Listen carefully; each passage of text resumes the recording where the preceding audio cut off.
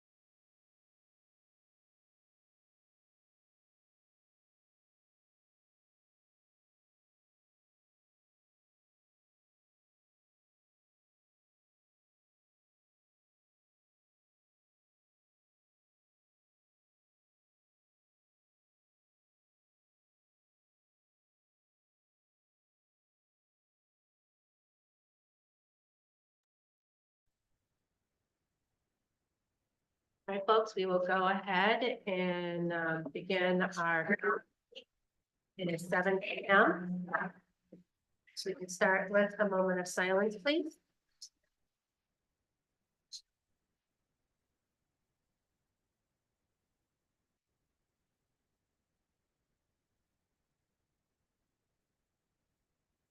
We stand for the Pledge of Allegiance. I pledge allegiance to the flag of the United States of America and to the republic for which it stands, one nation under God, indivisible, with liberty and justice for all.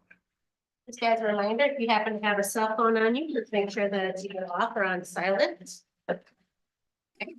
City Clerk Domingo, can you take roll call for us, please? Councilmember Williams, Here. Reed. Here. Jackson. Here. Lawler. Here. Davis. Here. Brent.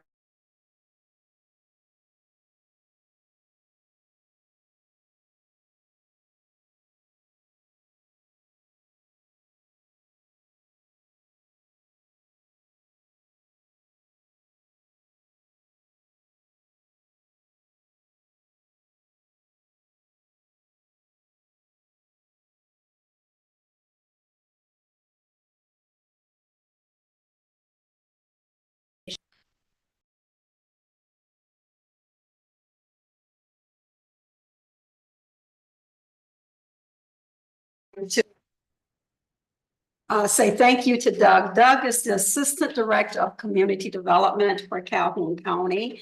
And this is an opportunity to come to Albion to at least share, the components of the millage and the importance of the millage. So thank you. Thank you very much, Vivian. Do they have the slides in front of them? Okay, that's fine, and I can, if you look at them, great. If not, I'll try to go over them in detail. But you may have heard, the Parks Millage is up for renewal on August 6th. So this was passed for the first time in 2020, and it's a relatively small millage. It's a countywide Parks Millage at 0.2 mils. So for a homeowner that has a house with a value of $100,000, they would pay $10 per year. So relatively small millage. And what I'd like to talk about a bit is what has happened because of that millage. Awesome. So one of the things I wanted to do too, and why I wanted to come to Albion, was because we are on the ballot at the same time as the city's recreation millage, I believe, and we are the Parks Millage. So there could be some confusion there with voters. See if we can get it. All right, just a second. No problem at all. But they are different. So the countywide Parks Millage is specifically for our green spaces, our open spaces, to get people out in our parks and to make our parks nicer for the community. So one of the things, and you can see it there as he's getting it up, just leave it on that slide, it's fine. Okay. If you can see all those little green dots, that is everywhere where millage money has been spent or is planned to be spent this year. So it truly is a countywide millage. And the yellow dots are some of the county parks projects. We also have a county park in Albion Township, just outside the city limits by the cemetery there, Menwabic Meadow Park. If you've ever been by there, I recommend it. It is beautiful right now because of all the wildflowers that are blooming. So those are all the projects. You can find that on the website. I put a flyer in front of you, and you can go there and see everywhere where money has gone. I can jump to the next slide. So what did the county do with the money? Well, just a few things. Kimball Pines Park, we remodeled the disc golf course, put in a new entrance, put up a pavilion, a lot of habitat restoration work. The same meadow mix that is in Menwabic Park is also in Kimball Pines Park, and that has come along really nicely this year. The grand opening of Menwabic Meadow Park, we actually finished that with millage money, which was great to have that support from the community. Historic Bridge Park, likely the most popular park in Calhoun County. We put new bridge decking on, the Charlotte Highway Bridge. Op Reserve has got new items. And one of the things I always like to touch on is the grant match that has come from this. So just from the county, we have brought in an extra $1 million already because we're using our millage money as local match. And we've brought in $1 million extra because of that match. And we currently have $2 million more in requests that we should know about by the end of the year. So potentially $3 million that has come from this. I believe the city is planning on using our money. Was it this year in April for a trust fund grant match? I think so. I think so too. So the city is using money for match as well. So that's just bringing more dollars into the community. And one of the things you will see that's not on here is recreation. We're really focused on parks. We're not doing sports. We're not doing kind of that active restoration, more passive. People can come to these open spaces. Go to the next slide. So what have you and your neighbors been using the money on, the ones that your residents will likely care the most about? Well, City of Albion hired 3 additional seasonal workers. So far, the only municipality that gets a park millage allocation that is using it on seasonal help, which is really exciting because you have great parks. It's how do we get the people in there to maintain them? And it's a huge difference. Just getting another person on a lawnmower, getting somebody out there to make it look nicer makes a huge difference.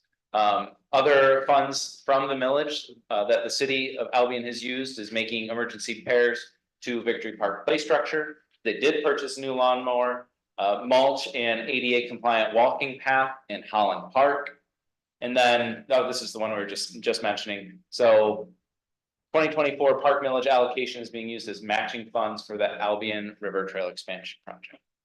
So Sheridan Township, they've actually chosen to take their millage allocation and spend it in City of Albion parks. They have done a 35-foot flagpole in Victory Park near the band shell. That was the first year millage allocation from Sheridan Township. And they also have a lot of residents that really support the shuffleboard court there, so they've been putting money into that. And Albion Township has been using its funds in Minwabic Meadow Park, so right outside, it connects to the Albion River Trail. So they've been using that to invest in a county park. So a lot of money going into this area, into the county as a whole. And I think that's one of the great things about this millage is that it's very tangible.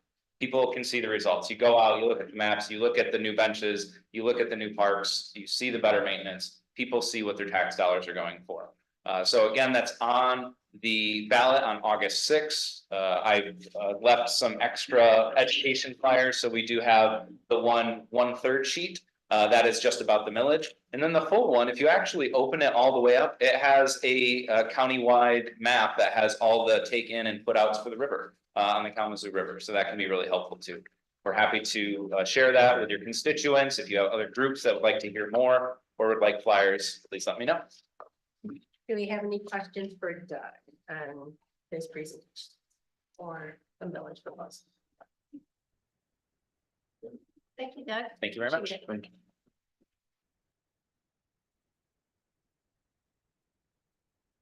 Do we have any- Yes, ma'am. All right, next we have a presentation on the BS&A cloud. Okay.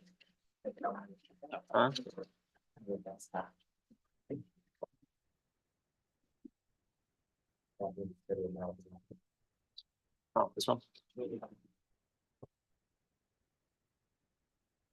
Perfect. Well, it's tough to follow up a presentation on parks because that sounds so nice and peaceful.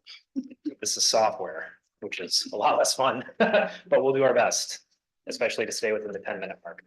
So thank you all for spending some time to listen to the presentation tonight. My name is Keegan with BS&A Software. I've been with the company for 10 years. We are an ERP software provider based out of Bath Township in Michigan, up near Lansing. And we've been working with the city of Albion as your software provider for quite some time. So the presentation today is really just to talk about where we're at as a company now and answer some questions about the new platform that we have available. And I've talked with Jason, David, Sonia, and some others about the merits of considering this this year in 2024. So go ahead and hit the next slide or next page and take it from there. So the first slide, we're going to talk about, who BS&A is as a company. I know some of you may not have as much familiarity with us. So I wanted to provide some background on the company. And then we'll talk about the technology, the two platforms that we're providing today, the one that the city is on, and then the newer version. We'll talk about some of the benefits and then the timeline as far as where we're at as a company and what implementation looks like. So we'll go ahead and hit the next slide here. We're good. So BS&A, we're one of the leading providers of ERP software in the nation, certainly in the state of Michigan. We have over 2,100 clients in 19 different states. We also have a 99% client retention rate, which basically means once a city moves forward with BS&A, they stick with us for their lifetime, which is pretty exciting. We've been in Michigan for 35 plus years, like I mentioned, and excited to tell you a little bit more about the platform. Go ahead and hit the next slide there, Jason. Yeah, 35 years. We've seen and solved many different challenges. We've helped a lot of different cities, and not just improve their processes, but help them with security, compliance, and things like that. The cybersecurity world is ever evolving. It can be difficult to keep up with at times. And this is a big issue in the public sector today. As a software provider, we see a lot of different cities get hit with things like ransomware, right? Where the infection gets into your network, it gets into your server, and all of a sudden it locks up your server, it locks up your system. You can't email, we can't place phone calls, we can't access BS&A. I won't mention the name of the client, but we had a couple recently on our .NET platform that got hit with ransomware. They were down for 3 weeks. This is not a good time to get hit with that, right? Because we've got tax bills that we're putting out the door and we need to be accepting that revenue at the city. And so this is a very good way to insulate yourselves against things that really are inevitable in today's world. Go ahead and hit the next slide here. So BS&A has two platforms today. We have our .NET platform or our desktop solution. That's a client server system, meaning that there's a server physically here at the city that all of your data resides on. That means that you're responsible for securing that data. We released this platform in 2008, so it's been 16 years since its inception. In 2021, we released our cloud-based platform, and what that really means is that there is a server that Microsoft secures offsite in the state of Virginia. So if something were to happen here locally at the city, that infection or that attack can't even see BS&A. It can't see your financial system. It can't see your tax system, your assessing system, so on and so forth. So it is far, far more secure. BS&A as a company, we've even been migrating a lot of our platforms from on-prem systems to cloud systems, like going to Microsoft 365, offloading all of our own servers because we don't want to deal with that ourselves, right? Go ahead and hit the next page. There are a handful of advantages to considering a cloud system. I won't go through each of these just in the matter of time, but some of the things that really stand out as some of the key advantages. Number one, it is completely scalable. So what that means is today with a .NET system, you would need to replace that server every so many years, maybe add some storage and things like that. All of that costs time, it costs money.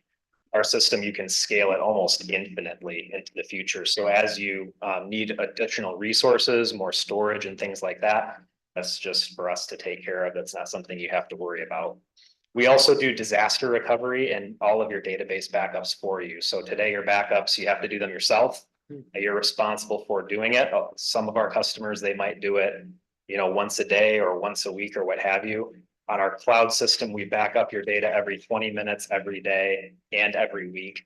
That data is stored in 2 different geographic locations, one in Virginia, and then the backup is mirrored over in Arizona. So in the event of a natural disaster or an outage, it takes us less than 2 hours to flip your system over to the alternative center. Your data is no older than 20 minutes when we do it. So your data loss is very, very minimal. And in this case, with our system, what we're talking about, like I mentioned earlier, is tax data. It's your assessing system. It's the payroll and HR system. It's also the general ledger, right? So it's kind of the hub of everything that we do as a city. Some of the other things are, they're more prevalent for the end users, but the data is all housed in a single database instead of being in separate databases across the different platforms. So it's much more centralized, easier to access. It's also a lot easier to get data out of the system to share with your residents and things like that as well. We'll go ahead and hit the next page here. ROI is important when you're talking about a software change, right? And it's difficult to talk about when you're considering migrating from an on-prem system to a SaaS-based system, because that's a fundamental platform change when it comes to software. So it really boils down to 3 key areas where there are savings. There's cost savings. With a SaaS system, you can typically reduce your overall IT expenses, right? There's no server to maintain or secure anymore. There's unlimited storage included, and we can reduce hardware expenses. The second category would be productivity improvements, right? So with our .NET system, the updates aren't automatic. Somebody has to physically click a button to call in an update on each application, on each computer, right? So there's payroll dollars that we're talking about spending on just managing the application there. And then the third category is risk reduction. That's far and away the biggest one. But with geo-redundant backups, threat monitoring, multi-factor authentication, and ransomware resistance, I mean, this is more of an insurance policy for, mitigating risk in the future more than anything else. Again, this is why we're doing it as a company as well. Go ahead to the next slide. When we talk about migrating from an on-prem system to a cloud system, the concept of total cost of ownership comes up. And so what that really means is what BS&A invoices the city for today is really just for a couple of updates and then the support calls that Sonia, David, and others might put into our help desk, essentially. With cloud, although the amount that we invoice the city is much higher than what we would invoice for with .NET, that also includes all of the hosting, the disaster recovery, the database backups, geo-redundancy, so on and so forth. So it is important to factor in that while that amount may be larger, what is it encompassing and what are the cost offsets of today? And what are we buying ourselves for the future too? Go ahead and hit the next page. I won't go through each of these in depth. There's a lot on here that compares the .NET platform to the cloud platform. One of the items that I wanted to point out is the background reporting and processing. So with our .NET system, if you run a heavy process or a heavy report, that application actually freezes up while it pulls that data from the server, right?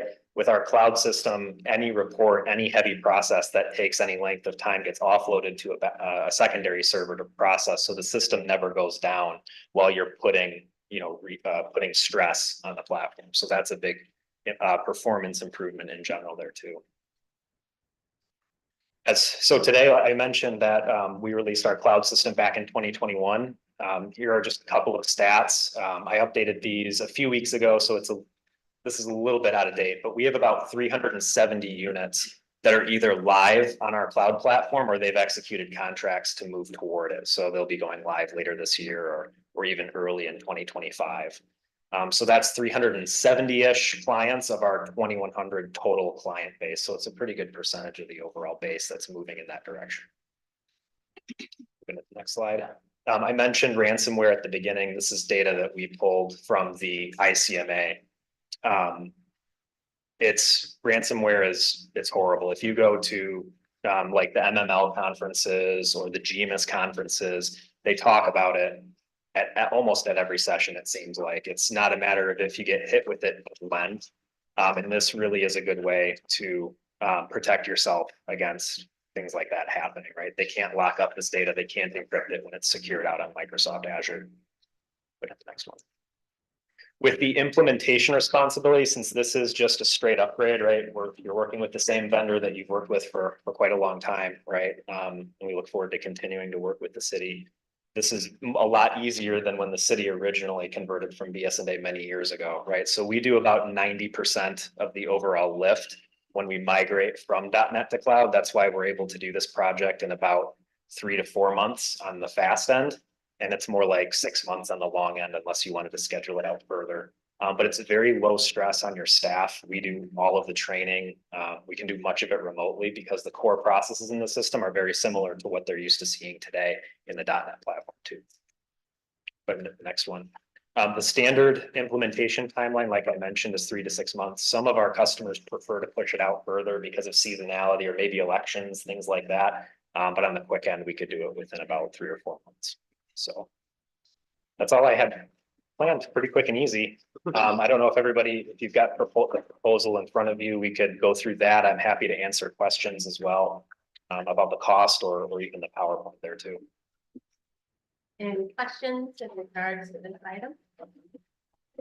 Just a couple comments on that. We did replace servers a couple years ago. I think it's about $13,000 per server. The current server that we have is mainly there to host the BSNA system. And we could move the remainder of our items to the cloud, which would actually, I think, save us IT costs on a daily basis for what we need to do, because we wouldn't have servers here that we need IT company to service on a regular basis. Additionally, in 2015-16 area, we were hit by ransomware twice during that time where our servers were locked up.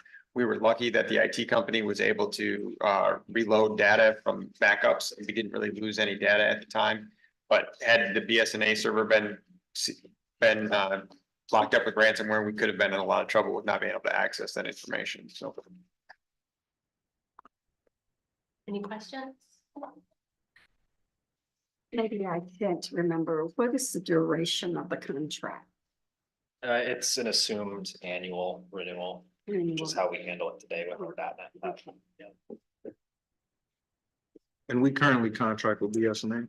yes, the .NET program that we've had for as long as I can remember. So, Okay, would this be our new, the 78,000, would that be our new payment, or is that in addition to some other services that we already have? Yeah, the new annual fee looks like it would be about 35,000 annually, do you know what we currently pay? about 15, I think. Okay, so almost over double that, but Gotcha.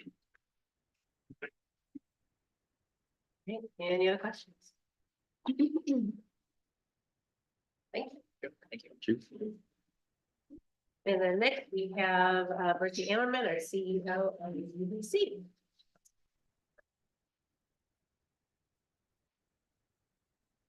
Thank you for having me, Mayor and Colin. I'll keep this brief. I know you have a lot of work ahead of you. So, we have a report, for you tonight. A couple pages that kind of explains what's been happening lately. There's actually quite a bit happening with the EDC. We continue to market ourselves as the group with the 10-point plan, and so City of Albion has become known across the county as the group with the 10-point plan. So all the 10 points it takes to do economic development and some of the community and support systems that come with that. So we're reporting out on those items that we're doing relative to the 10-point plan, relative to the 5-year plan, the housing champion goals. And this month, sorry, we now are including some employee updates because we have quite a bit of output coming from the new employees. So our grant writer, Margaret, is writing 3 to 4 months or 3 to 4 grants a month. So she finished 2 of them on Friday and she's finishing the other 2 this week before she takes a vacation. So she'll be taking a vacation. But in those, we were able to accomplish earning the right to be the Chill Grant Administrator. That was due to the grant that she wrote here to the city. We were able to accomplish the My Neighborhood money. We were awarded $150,000 for Dale Carnegie and MMTC training for some of our employers in the Albion Marshall collaboration. We've been awarded 2 AmeriCorps students from Albion College beginning in September. So they'll be here 15 hours each for 2 students, again, for the work that our new grant writer has done. So very excited. And she is currently working on closing out the Match on Main grant for Galazio's. I think you might have a picture in your packet of what that looks like. And if it's not there, but I'm sure it is, just drive by and look how nice it looks. So, you know, Galazio's had won the Match on Main, and then we were utilizing some revolving loan fund to lever those preliminary dollars. And now that the work is done, the state will now repay the RLF for those dollars that were loaned out for that project. So it's become a good tool if someone doesn't have the ability to, you know, fund their original cost. We've kind of found a way to help people even take advantage of Match on Main in that situation. Our business coach, which I am now filling in for that role. We are working to identify 2 entrepreneurs a week, and we put them into our training session, and we now have over 20 that are in our program, and we'll be taking advantage of the SBDC training that is starting in August. And then Angie, our grant administrator, has been working on the My Hope grant. So $1 million, we have allocated over $500,000 of that. So we know right where we're going to be spending that. And by the end of September, we'll know where we're spending the rest. And so that's the requirement on the grant, is to have a knowledge of where you're spending those dollars. The next couple of pages that have graphs on them are just our way of demonstrating exactly what we're doing in the office. So it's good to have a visual. So if you have any questions on those, I don't want to take up too much time, but we're pretty excited about having some visual representations of what's happening, because that's, you know, really easy to comprehend, especially after you've been working all day and you just want to see what the heck's going on. So that's what the heck is going on at the EDC. So we're really thrilled to be continuing to do work. I know before Haley took off for her leave, we talked a lot about getting together with the assessor and some of the other people, maybe a planner when we get a director of planning, and really talk about the appropriate use of the city sites. So we have a lot of developers right now that are coming in, and we're able to get a lot of information out to them. But we also want to make sure we're doing what the concept was that somebody may have had. So I don't want to jump in front of someone else's concept. So we're working hard to make sure we're digging back into the records to know what we were hoping to do with each piece of property. So very excited about that. We're very excited to be partnering with Ford on a workforce development plan. So that's probably taking up a significant amount of our time right now too.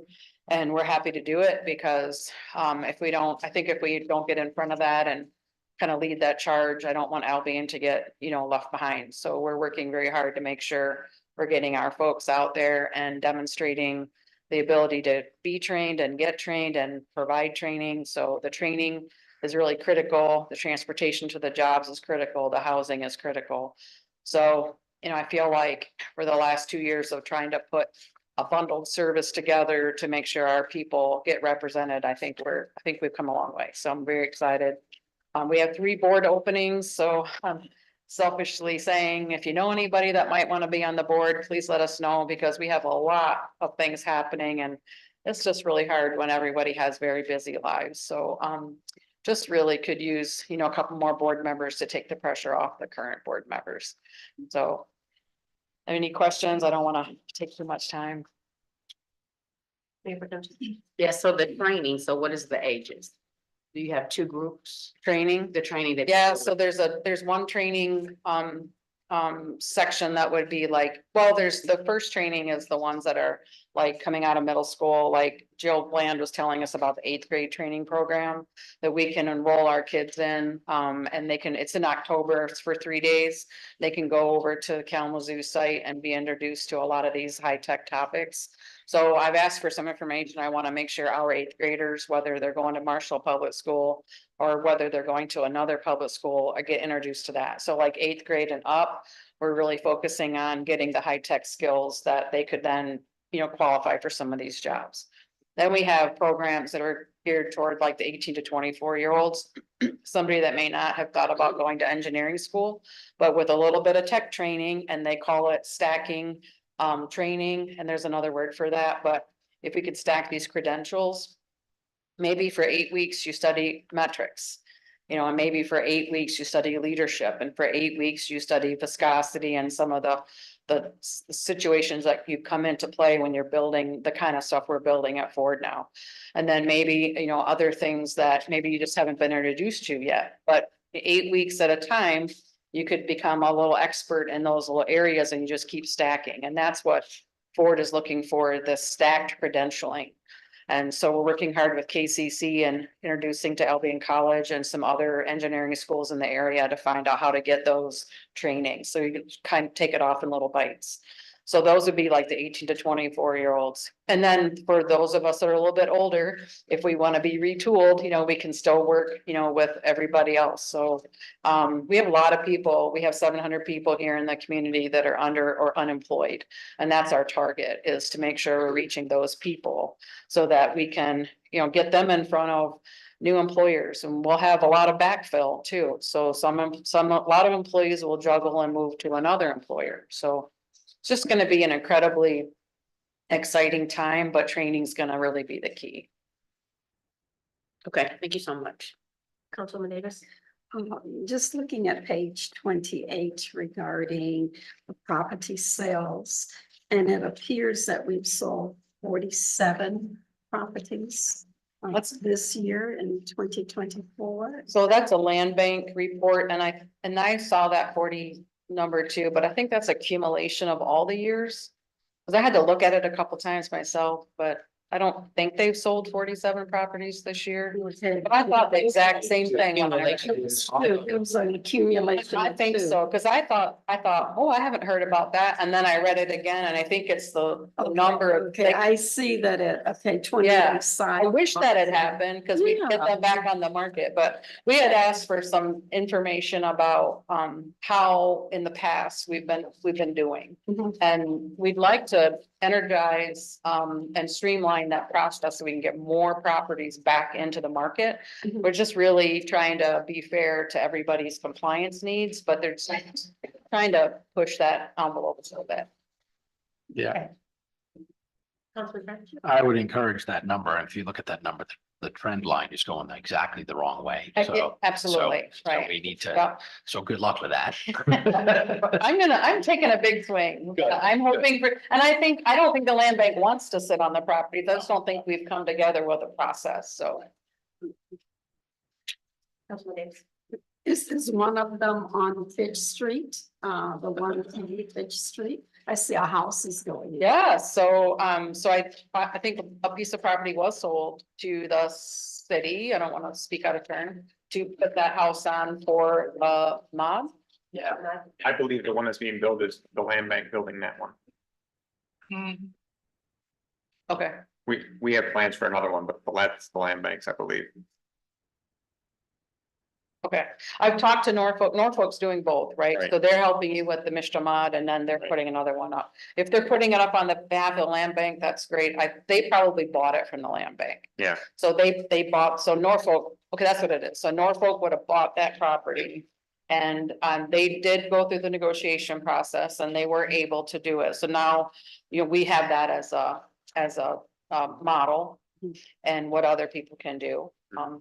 And it may, I'll just be frank, and I don't think this is, I think this is an option to get a more experienced developer or the EDC or the city or someone to just pick up maybe 10 properties at a time and then get them out to the next developer. So it could be something that works, it could be, doesn't work. Krista's been very good and Amy Rose Robinson has been coming to our housing meetings.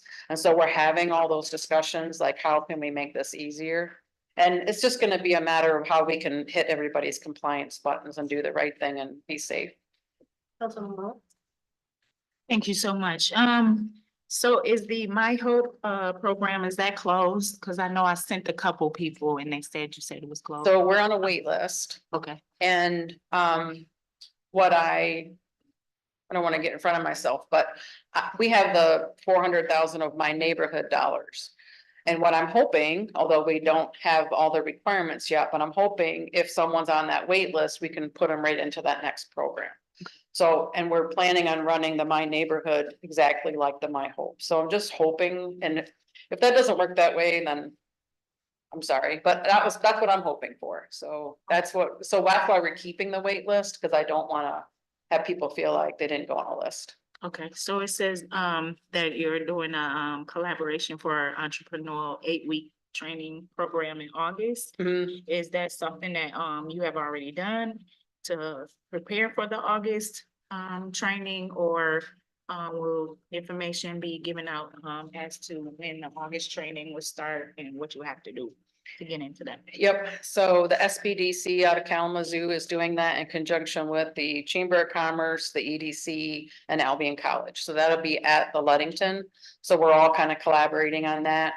And it does start in August. It goes for 8 weeks. They have 1 week off in the middle. And I just saw the first news story on that come out today. So we have that over to our marketing team, and I think we'll see that show up on social media.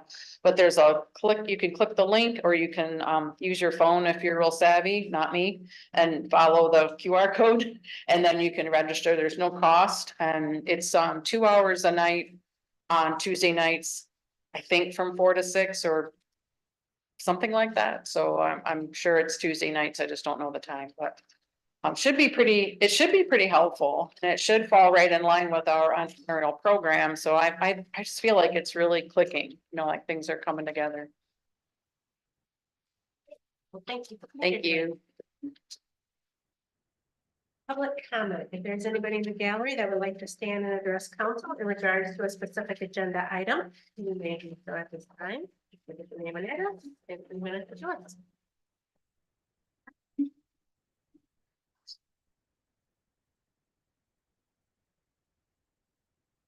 Hi, I'm Rebecca DeFenta, 919 West Erie Street, and I just wanted to address the I am the one that has requested the purchase of the 310 Kiefer Drive.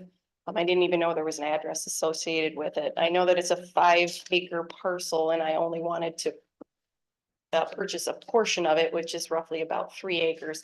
And I guess naively didn't understand the whole process it took in order to purchase the property, because it's been adjacent to my property, or right up alongside my property for the past, I've been living there for 24 years now, and nothing's been done there except for I've seen things being dumped there, and there has been hunting there on occasion, which is kind of scary considering it's so close to the houses. So I just thought that it would be possibly something that I could use as a habitat for some of the different creatures and flora and fauna of the area, especially since if you go down Division, where they're starting to put in all the solar panels, that big solar farm is going to displace quite a few animals and possible pollinators.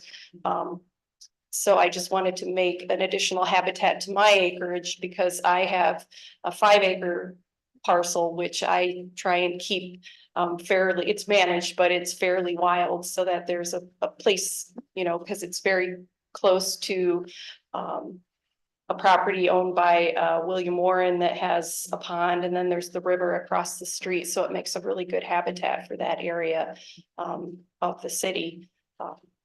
So I just wanted to throw that out there, and if you have any questions, please feel free to ask me.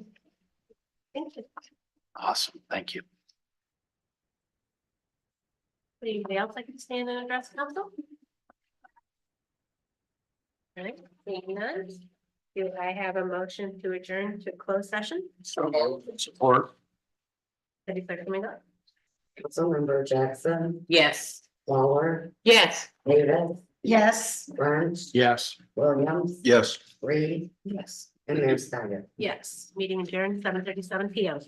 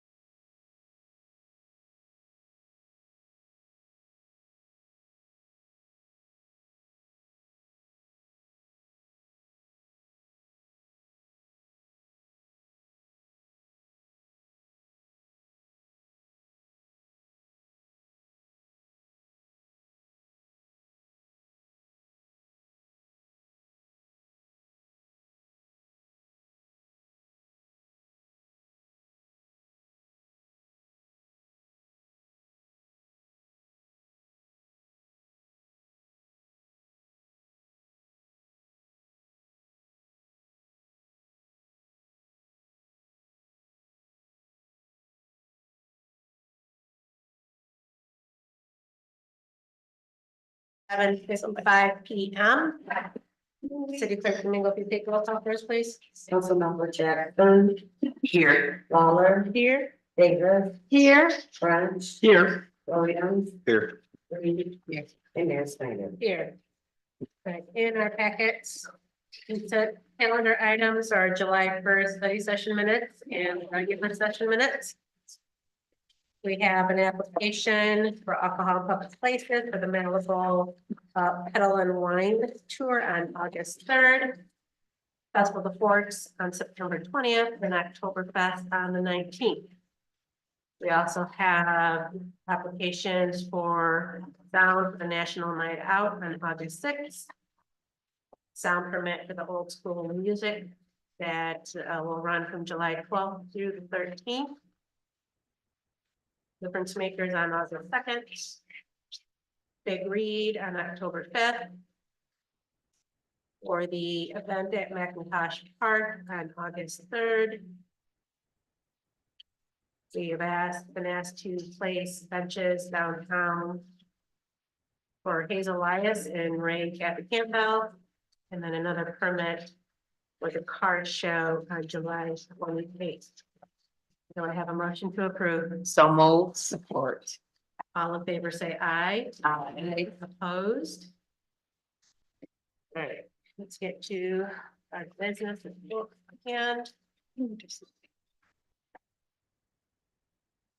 do I have a motion to approve resolution 2024-24 to authorize issuance for the Michigan Transportation Fund bonds? So move. Support. We have Mickey Bittner here with Whiteman and Associates. Several of the items are related to this project. So Mickey will give us an overview and then we will proceed from there. Sure, thank you, Mayor and Council. So this resolution right here is to issue or to authorize bonds for Michigan Transportation Funds. This is all related to the water project. We recently opened bids on that. And we do have 6 contracts, which tentative award for those is coming up on your agenda here. We'll have grant and loan from Drinking Water State Revolving Fund for Eagle. We will have down the road here have funding from USDA. We're working on that application.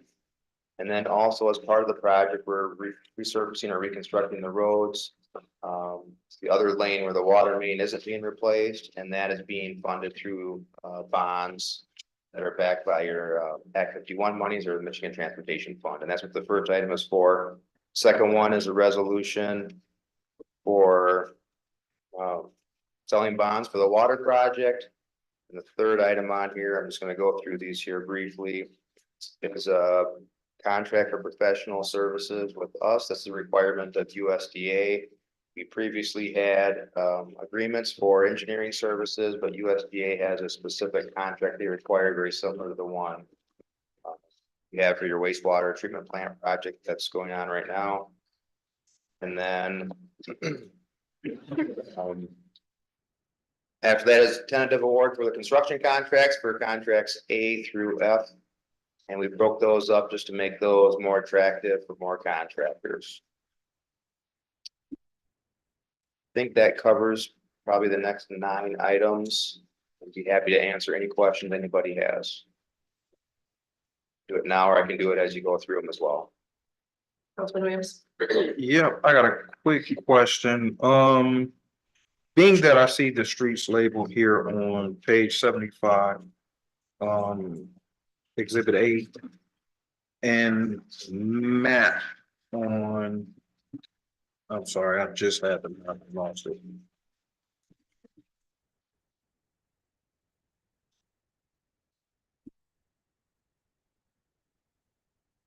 Bear with me, guys.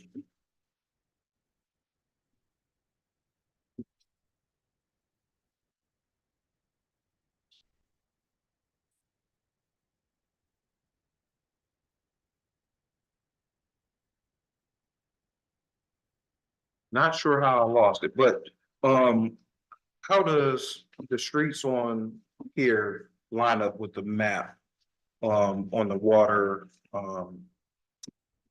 water system improvement projects, how do they align? Sure, so I'll try to answer your question the best way I understand it. So the water main that we're replacing will be, for the most part, going under one lane of roadway. And so in conjunction with the project, it was decided to reconstruct the other half of the roadway. So that you don't have one good lane and one terrible lane when the project is done. This is a great way to stretch and leverage the transportation funds to get the rest of the road either resurfaced or reconstructed for a fraction of the cost. One thing to note on that is we are doing this with the city owned streets. We are replacing water main in some M routes, Business Loop 94, so North Eaton, Austin, East Michigan. And we are not. We're only replacing what we have to replace there, because that's under MDOT's jurisdiction, so. But on the local streets, South Eaton. I could list a bunch off here, West Broadwell, Cass, Ann Ash. Ionia, South Eaton, Berrien.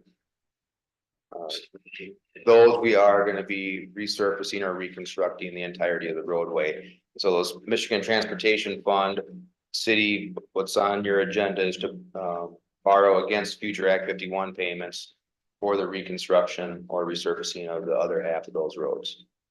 That answer your question? Yeah, I think so. I guess I don't remember seeing a map. The map is deep inside of the water project. Looking like this. Yes, that's the map. Come on, Mickey, you know what I was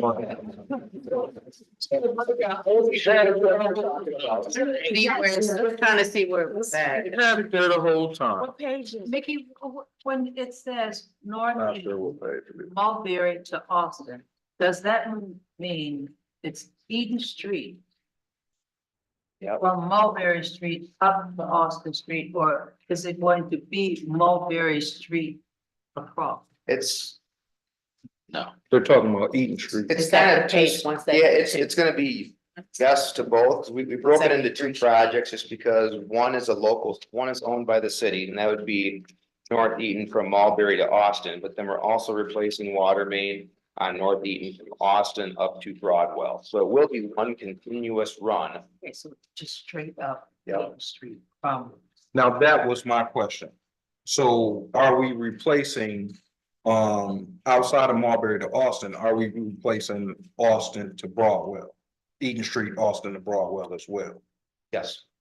Okay, so, yeah, this don't really explain that, because when I'm looking at the gaps. Yeah, it's so many segments, but this has been, you've seen this before, and it was probably last fall and actually probably a Yeah. little over a year ago when we initially submitted our project plan to Eagle. We had this up on the screen, it was in your packets, but this probably paints the picture a little bit better because it's visual and you can see it right on there, but this Right. is, if you want to take a closer look at it, I'm happy to share this with anyone. We got it in here, I just don't know. 178, I heard someone say. One No, 173. so 172 and then yes. Yeah, 173. Okay, so all of those streets will actually be repaired. Or With the city streets, the M route, we're gonna replace. We'll do one lane or maybe half the road, depending what MDOT requires on those. We aren't gonna do the full roadway width on the M routes. so that Austin Avenue to what looks like Superior Street, Yep, it only be one side of the road? Okay, and then I guess this might be Michigan Ave. correct. Yep. Michigan Ave number 6. Yep, exactly. It'll just be one side of the road down there too? Same thing with number 3. Yep. Three, Okay. 3, 6, 4.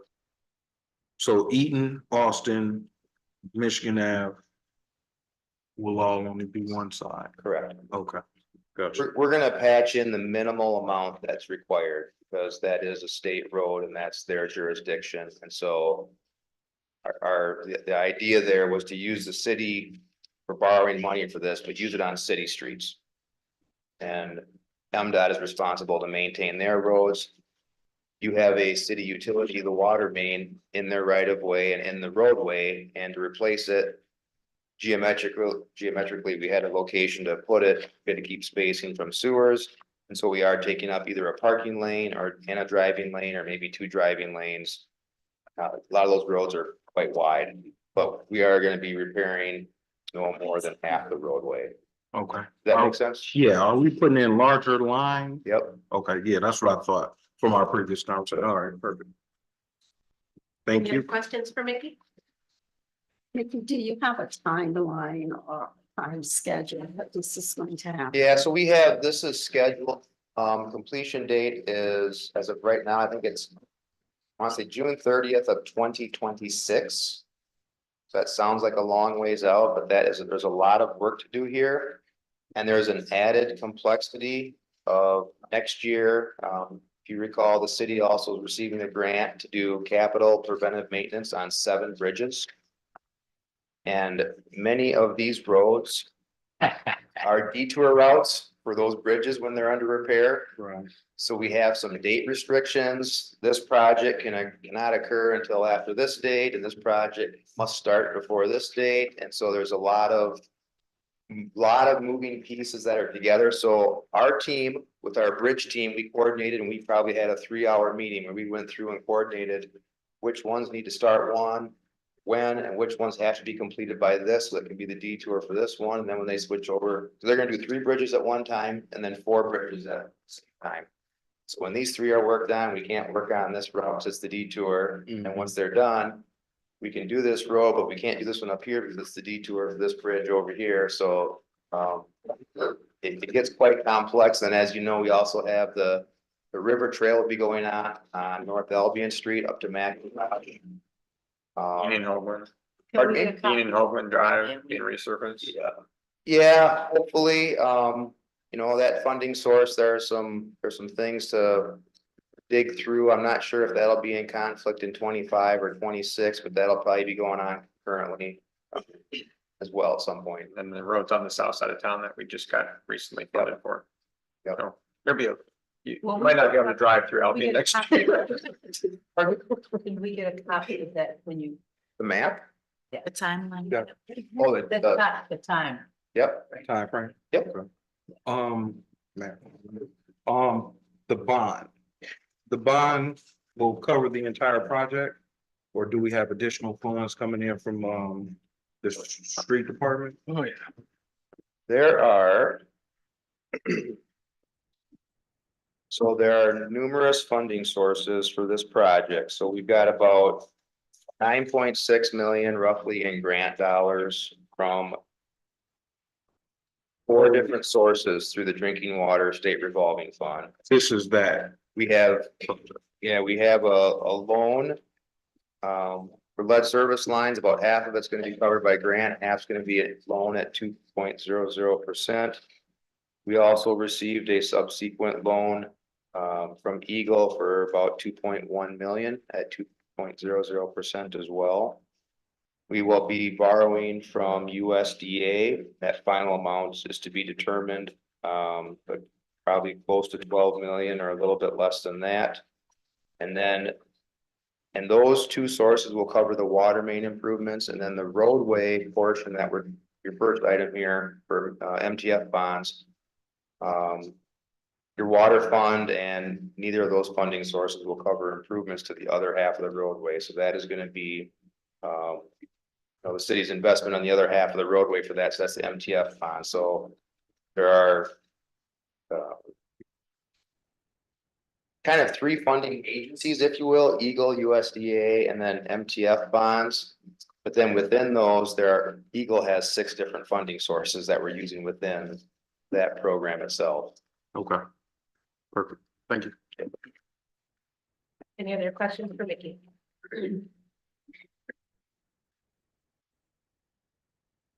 Right, so right now we are going to vote on a resolution 2024-24. Councilmember Williams, Yes. Reeves, Yes. Jackson, Yes. Waller, Yes. Davis, Yes. French, Yes. and Snyder. Yes. Do I have a motion to approve ordinance 2024-03 for the acquisition, construction, installation, furnishing, and equipping of additions and improvements to the water supply system? So moved. Support. Do we have any questions for Mickey on this item? City Clerk Domingo? Councilmember Reed, Yes. Jackson, Yes. Lawler, Yes. Davis, Yes. French. Yes. Williams. Yes. And Mayor Snyder. Yes. Do I have a motion to approve of the agreement for the professional services for Whiteman and Associates and project? Support. Any questions for Mickey on this item?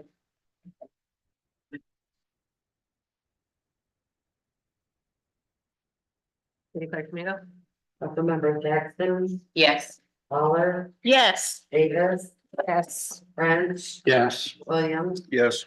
Reed, Yes. and Mayor Snyder. Yes. Do I have a motion to approve resolution 2024-29 to award the construction contract A to LB Dosa and Associates? So moved. Support. Any questions for Mickey on this item?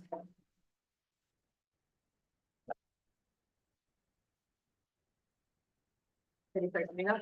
Councilmember Lawler, Yes. Davis, Yes. French, Yes. Williams, Yes. Reed, Yes. Jackson, Yes. and Mayor Snyder. Yes. Do I have a motion to approve resolution 2024-30?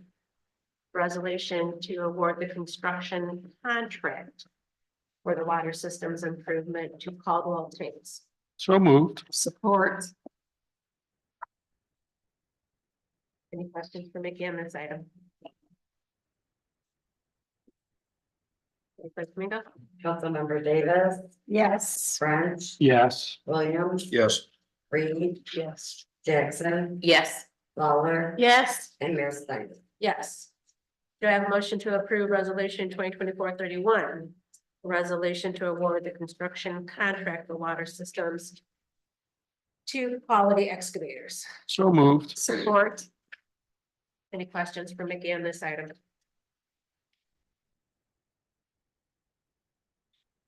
City Clerk Domingo? Councilmember French, Yes. Williams, Yes. Reed, Yes. Jackson, Yes. Lawler, Yes. Davis, Yes. and Mayor Snyder. Yes. Do I have a motion to approve 2024-32? Resolution to award the construction contract improvements to Mead Brothers Excavating.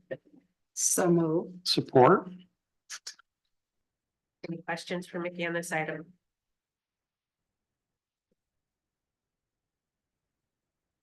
City Clerk Domingo? Councilmember Williams, Yes. Reed, Yes. Jackson, Yes.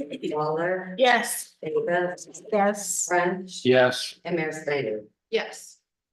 Do I have a motion to approve resolution 2024-33 to award construction contract for the water systems to Concord Excavating? So move. Support. Any questions for Mickey on this item? City Clerk Domingo? Councilmember Reed, Yes. Jackson, Yes. Lawler, Yes. Davis, Yes. French, Yes. Williams, Yes. and Mayor Snyder. Yes. Do I have a motion to approve resolution 2024-34? Resolution to award construction contract to Concord Excavating. Moved. Support. Any questions for Mickey on this item?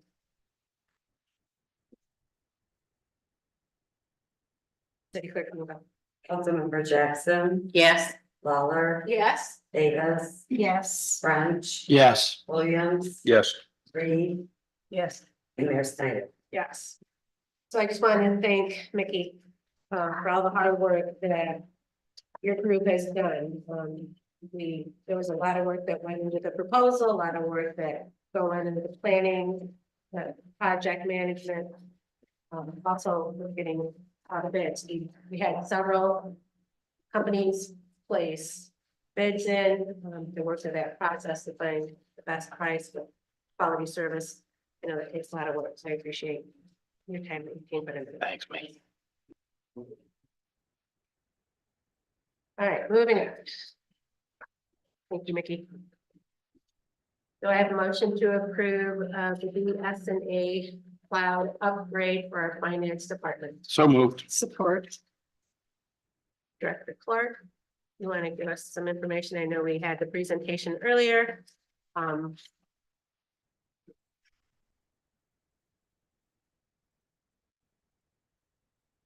So just want to kind of go over how the costs will be billed. The presentation was for more of why and the reasons why we think we need it. It's something that we're going to have to do eventually. I think it's going to be really good for our employees as far as being able to get better information. It's going to be better for security purposes if we ever get ransomware. And I think the costs came in a little bit lower than but the total cost is 79,000 roughly, and there's a breakdown. The initial cost is going to be $20,050 when we sign the contract. And then we've got up to 6 months to implement it or longer. Once that is done, it'll be 33,600 that'll be billed to us. And then the third and fourth payment will go together. That'll be roughly about 21,325. And that will be after everything is implemented and all the upgrades are done. And then there's some training that will go on, which will be $4,400.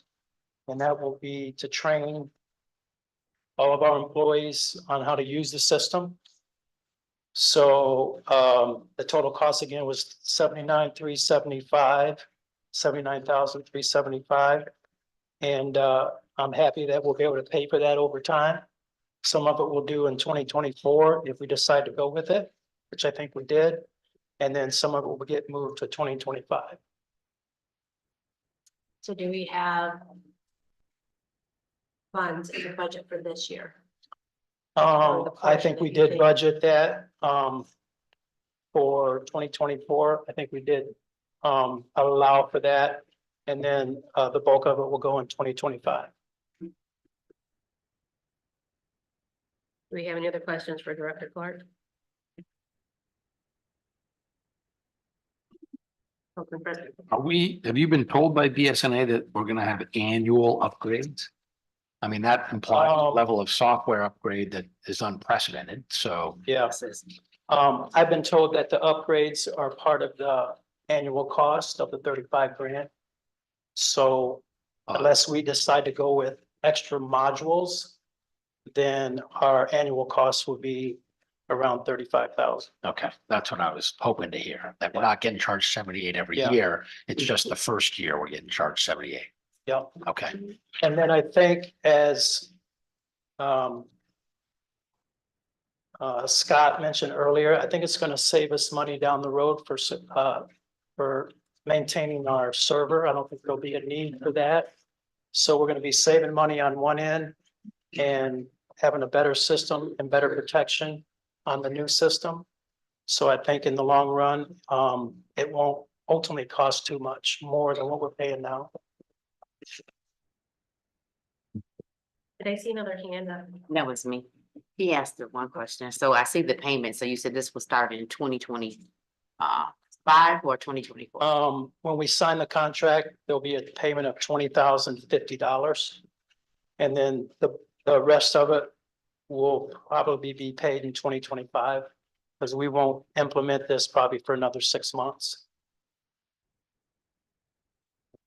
That's why I asked if we had money in the budget for this year. I heard you say that. Yeah. And then we can plan accordingly for next year. All right, any other questions? Councilmember Lawler, Yes. Davis, Yes. French, yes. Williams, Yes. Reed, Yes. Jackson, Yes. and Mayor Snyder. Yes. Do I have a motion to approve the second reading of ordinance 2024-02 to amend chapter 34 for the tax exemption for Maple Grove? So move. Support. Attorney Harkness? So, as council's aware, Maple Grove is being sold to a private entity. As part of that sale, they're requesting a pilot, which stands for payment in lieu of tax. We already have several pilots in the city. We have one for Lincolnshire, we have one for Oak Meadows. Basically, it's instead of the new owners paying property taxes, they pay a service fee that is basically supposed to make up for the taxes.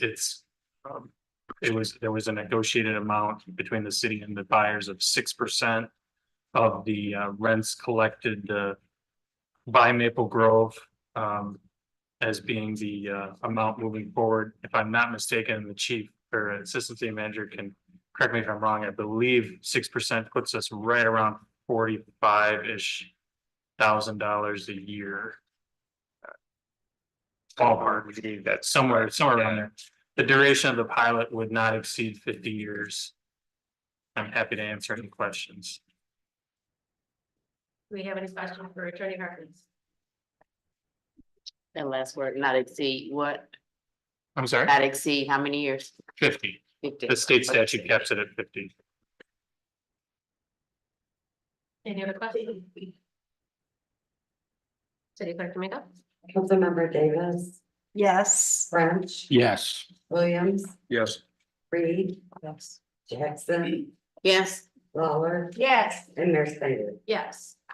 Do I have a motion to approve resolution 2024-25? A resolution to allow myself or the city clerk to sign the agreement to the city of Albion to fund the community foundation. So move. Support. So this is an $8,000 grant from the community foundation, or up to $8,000 to repair about 120 feet of the river trail in Rieger Park near Erie Street. That's been damaged by tree roots. So Any questions in regards to this item? City Clerk Domingo? Councilmember French, Yeah. Williams, Yes. Reed, Yes. Jackson, Yes. Lawler, Yes. Davis, Yes. and Mayor Snyder. Yes.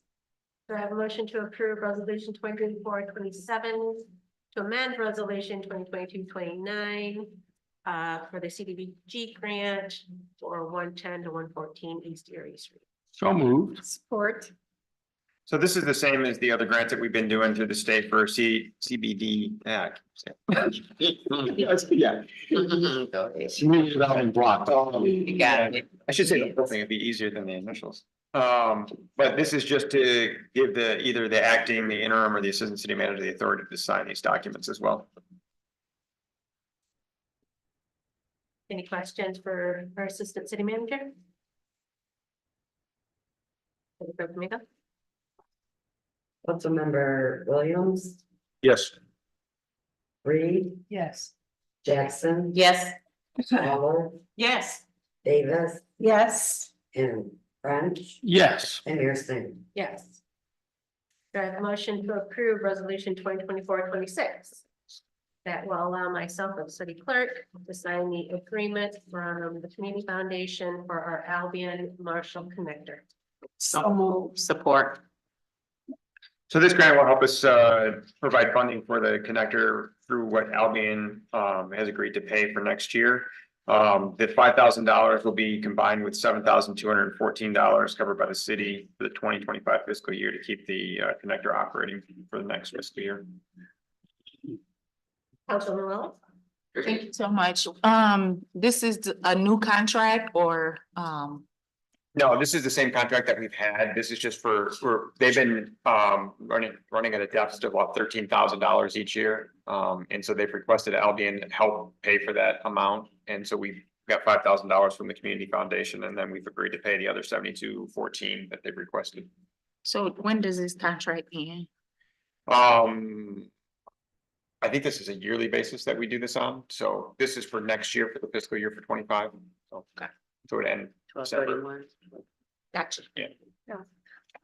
And as I said on the transportation board, there is a possibility there will be some changes because a bond proposal is being planned for transportation, countywide transportation. And if that passes, then it's going to encompass the connector and, you know, the services will be greater. Yep. So this will be hopefully until the bond passes. Yep.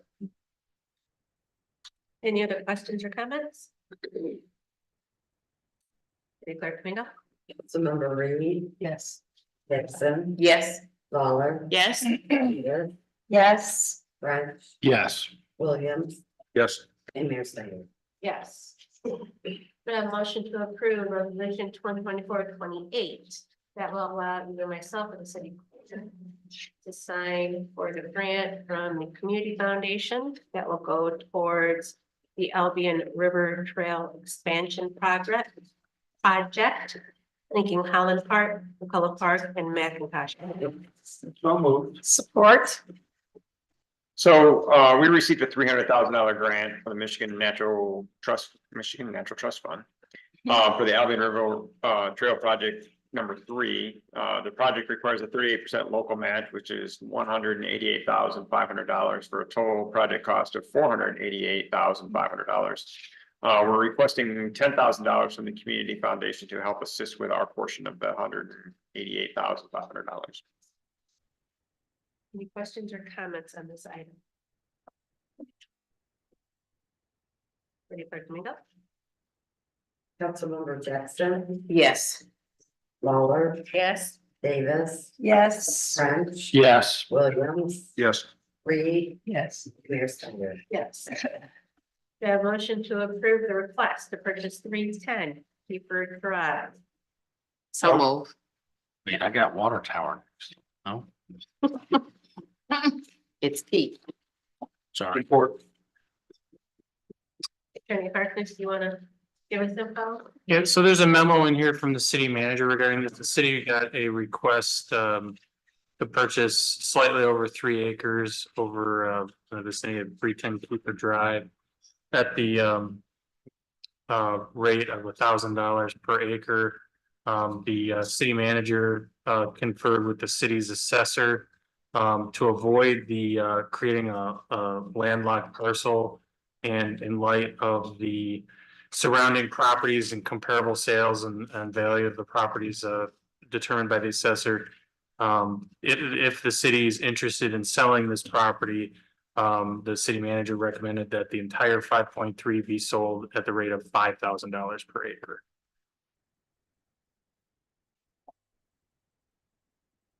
Questions or comments? Comment. Councilman Williams? Yeah, thank you, Mayor. Okay, I know that land and land use has been a big conversation that we've had since I've been on council. One especially being livable land, places we can put homes and things like that. Now, with consideration to the fact that the city has owned this land, we haven't made any use of it as of yet. But I don't know if it's the right time for us to sell property until we start to see development in other places where we'll know going forward what we won't have use for going forward. I just wanted to say that so you all knew my thoughts on this, but thank you. Anybody else have any? Yep, Mayor Pro Tem Jackson? Yes, I mean, I can concur with what she might be seeing or what she might be going through. I know when Kip and I, we spoke a few days ago, and then you said that there was a different value for what was being offered. I kind of understand this, sometimes you kind of don't understand that because you want to wing with the property owner, but I know that we do need to get more money for the property. And it would be nice to be able to sell it to an individual that it is adjacent to. But that's kind of where I stand, and that much more to put on here, no more than. Maybe we can work something out with the dollars and cents.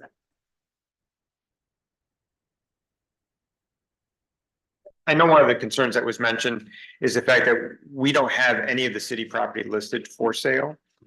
So we don't really know what the market value might be on it because no one showed any interest in purchasing it until now. Which may be because it's not for sale or there may be no interest in the property. It's just hard to say. The other option possibly could be that if we do want to sell it, to consider auctioning it with a minimum bid possibly on it, instead of just arbitrarily deciding what we want to sell it for. Okay, so then would this be something that we could table then, or just a little bit more discussion on it? That would be going back to you, Cullen? Well, it depends on what council wants to do. I mean, so we have an ordinance that provides if we're designating a piece of property as, you know, obsolete or something that the city's not using. We have an ordinance that sets forth a procedure of setting a fair market value on it, advertising it, receiving closed bids, and then taking the highest bid after that process. At the bottom of the ordinance, it says though, the city can basically bypass that process if the city thinks it's going to be in the best interest of the city to just sell it in a direct sale to a buyer. So in the past, we've had individuals that have approached the city and said, hey, I want to buy this piece of property. And we've had the assessor set the fair market value and just sold it direct without that process. I think in those circumstances, because we didn't think anyone was likely to want those lots, other than the adjoining property owner.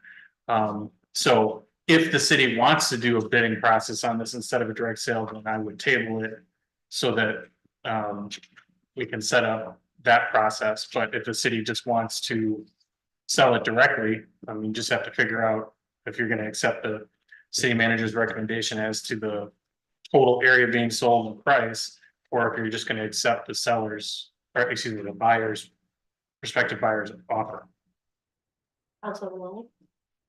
Thank you so much.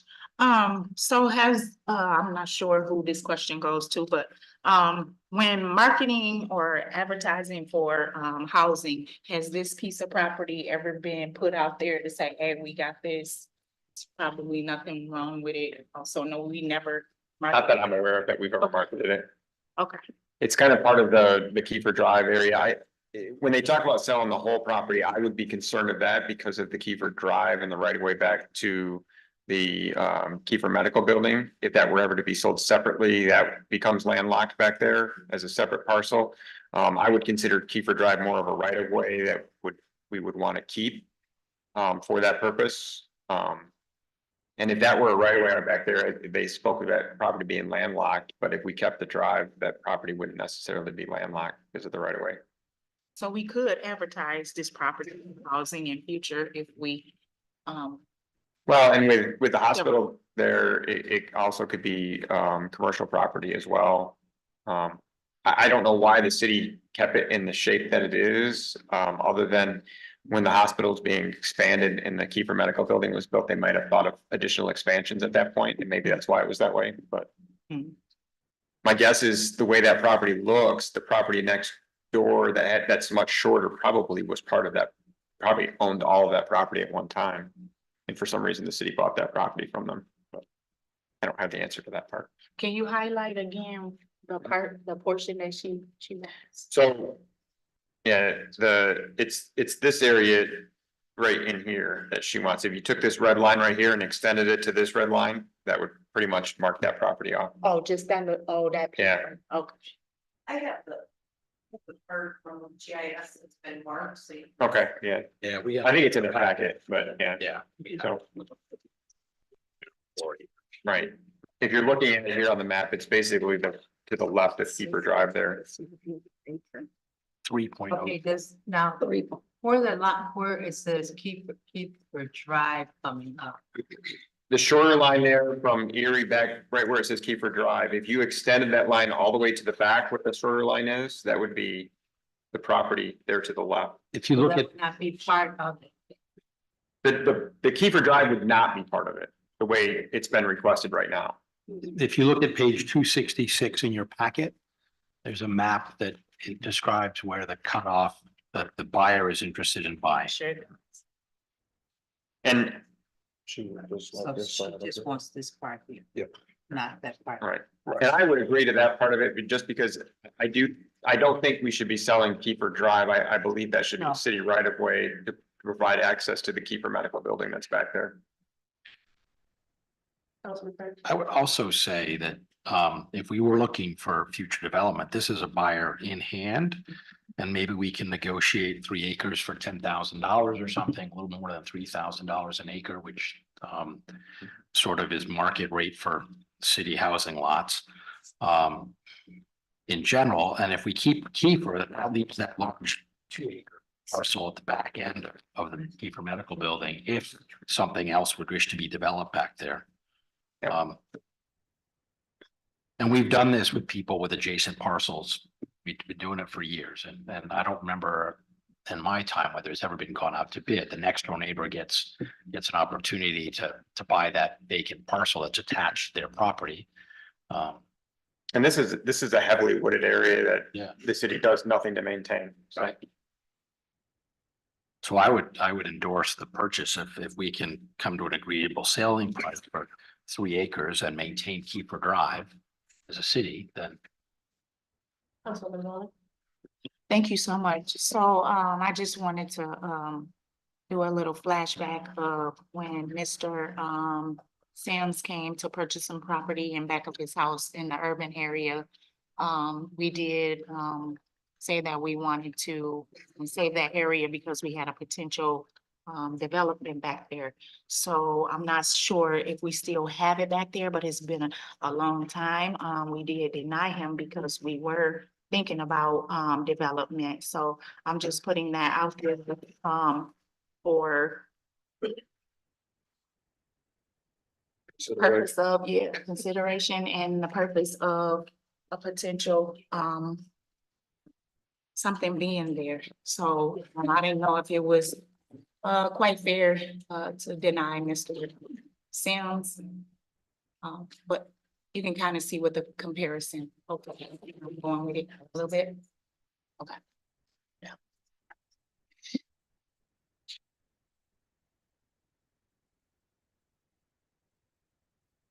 So is it the sentiment of council that we want to table this until we can?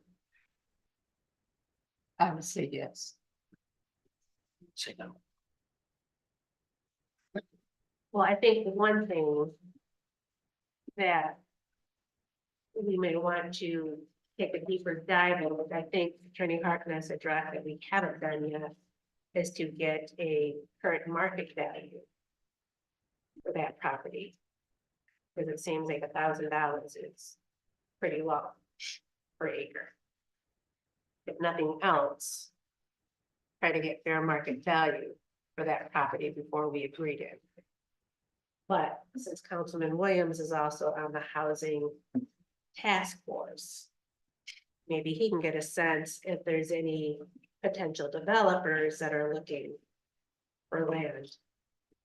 So trying to meet both perspectives here for potential purchaser and for development that we may have, so.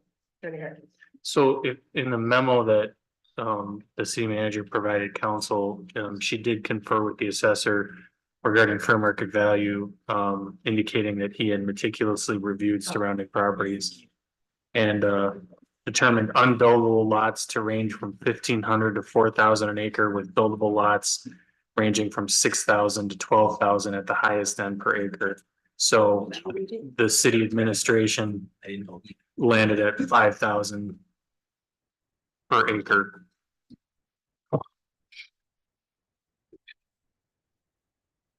Well, we don't know if that's buildable land, that's why they do that. Can we find out? Well, that's why they also went with the 5 possibly, because it We don't. meets one of the characteristics. Yeah, and that's why I'm sorry. That's why I'm saying I concur in the information that he had given. That would still be something that we all would have to come up with when he spoke of the dollar amount. But then that would have to go back to him saying, is that enough? When you already put it, you said 5. He said 10. 5 times, you know what I'm saying? So he spoke of that, but we all have to agree of what we can get rid of that land for due to the market price, because he already gave us what he thought that would be coming from it. Has the planning commission at all been consulted on this? The commission doesn't. Unless you're planning on building a Correct. business, planning commission doesn't have authority. Right, they don't have no authority here. Thank you.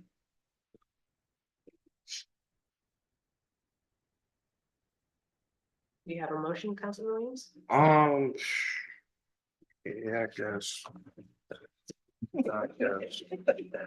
A motion to. Well, Okay, so I go back to. I guess, well, It's their table. is the, like I said before, my feeling personally was that we struggled to find a lot for the Michigan mod properties, like we struggled to find a lot that didn't have contamination and stuff on it. I don't know the specifics of this property or these lots. And it is a sizable lot inside the city, 5 acres, 5.3 acres. Now, if the sentiment of council is that, you all are okay with, selling it, then I guess that's what the sentiment will be, and then we'll just have to. I suggest we probably go with the recommendation of the assessor at the $5,000. And, it was also suggested to sell it all as one unit. The feedback from, Assistant City Manager Kip is that we do the 3 acres instead of the entire 5, maintain the additional 2 in the right of way. Which with consideration, I'm in agreement with that as well. So I mean, if the agreement is to sell, I can get behind that as well.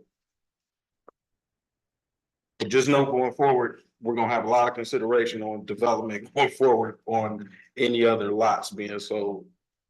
Just because we can't sell all the properties without first having something built and a place for people to live. And I know we've done this in the past too, where council wanted to set a higher price for it. And usually, I believe how this worked before was you can recommend a sale price, and then obviously we can take it back to the person who's interested in purchasing it. And they can always make a counter offer to that if they choose to make a lower counter offer and see if council would accept that. And so just giving you some insight on how this could go, but that takes a minute because of council meeting after council meeting, basically. So is the sentiment to sell? I think we can amend the motion to say that we would enter into a negotiation with the prospective buyer on a reasonable sale price. And then, Colin's saying I can't do that. I wasn't gonna say that you can, I was gonna say that you shouldn't. If you're gonna sell, if council's idea is to sell what is designated on the GIS packet as 3.04 parcel, that's 70 acres for that parcel. That somebody make a motion to sell, make a counter offer. To the interested party to sell the 3.04 acres at the rate of $5,000 an acre. Yeah. And then if that's approved by council, go from there. Yeah. I just think that's too high. I don't know if that's what the assessor said. So I mean, if you guys want to deviate understand from that, that's fine. Yeah. Certainly can. Yeah. But that's what the assessor recommended. Yeah, he's wishful thinking. When's the last time we sold an acre of property in Albion for $5,000? I don't think it's happened, so. So I would move that we would enter into a purchase agreement for 3.04 or whatever that number is, acres as proposed by the prospective buyer at a price of $4,000 per acre. That's at the high end of unbuildable lots.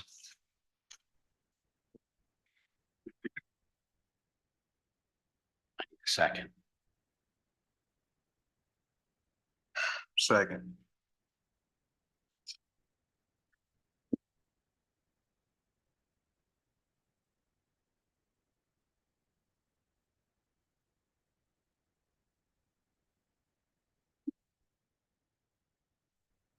He's second. Any other discussion on it? You good with that? Anybody from you? Councilmember Waller,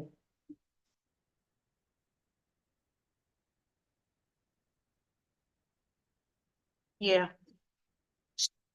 Davis, No, French, Yes. Williams, Yes. Reed, Yes. Jackson, Yes. and Mayor Snyder. Yes. All right. Move it. Do I have a motion to approve the addendum for the purchase of the parcel for the water? So move. Attorney Harkness? So seeing as how it's getting late and not to get too far into the weeds here, as council's aware, for the water tower property, that property is currently owned by Brooks Buildings and is in a land contract to sell a larger parcel to the EDC. The EDC entered into an option agreement to buy just the parcel, just the smaller portion of that parcel outright to build the water tower on. The EDC then assigned that option to purchase that property to the city. So now the city is the purchaser. The option agreement that was entered into between the EDC and Brooks Buildings had a 60-day closure window. Unfortunately, Brooks Buildings has several members that reside out of state. I believe they reside in Florida. And they were not able to get their documents together in time. Coupled with the fact that the title company wanted a survey done by our engineers. And Whiteman just got that survey completed. I received it this morning. Closing was supposed to have been by last Monday. So what this does is this basically extends the closing out an additional 60 days to allow Brooks Buildings to get the rest of their documents together so that we can close on the water tower property. I anticipate closing much earlier than that. We're more or less just waiting on Brooks Buildings. They need to get things like a copy of their, because they're a partnership, copy of the minutes approving the sale, some other basically documents related to their part of the business. I've already sent the survey over to the title company on our behalf. So that's what this does. It just extends the closing period now that we hold the option on the property. I'm happy to answer any questions. Any questions for Attorney Harkness? Councilmember Davis, Yes. French. Yes. Williams, Yes. Reed, Yes. Jackson, Yes. Waller, Yes. and Mayor Snyder. Yes. Great.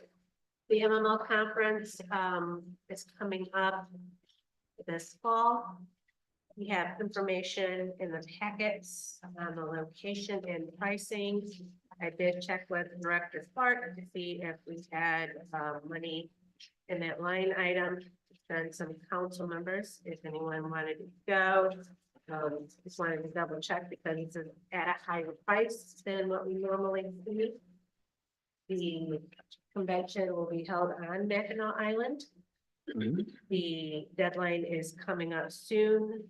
So we need to have a discussion to see who would be interested in attending this event in September.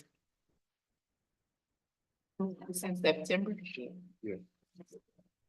September 11th to the 13th. So more than likely, since the conference goes Wednesday to Friday, you'd probably have to travel up on Tuesday because of the distance. Maybe Tuesday, Wednesday, Thursday. Yeah. yes, I would like to go. I don't want to get out of the sequence, but once my sequence come up, I would like to go to the next one. I can't go. I've used up all my vacation for the year. I would like to go. You said you'd like to go, Marco? I did.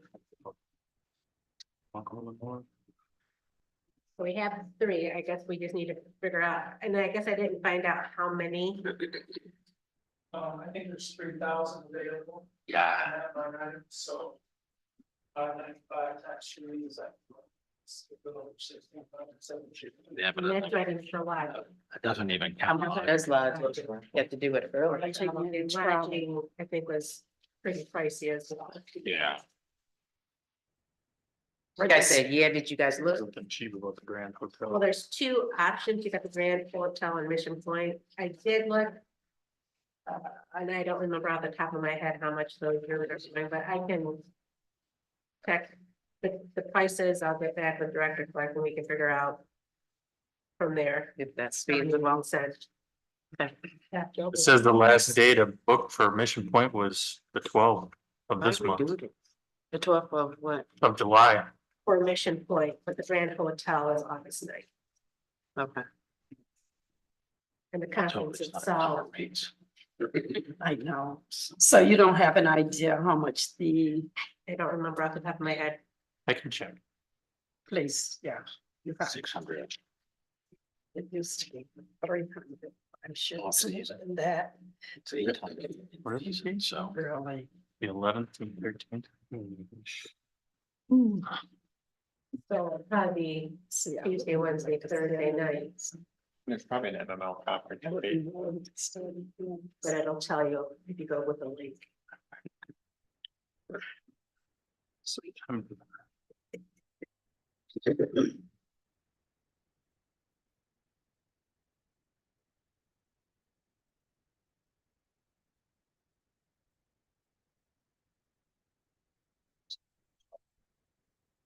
This is it. We gotta purchase a vehicle. A vehicle. All vehicles. Let's get that.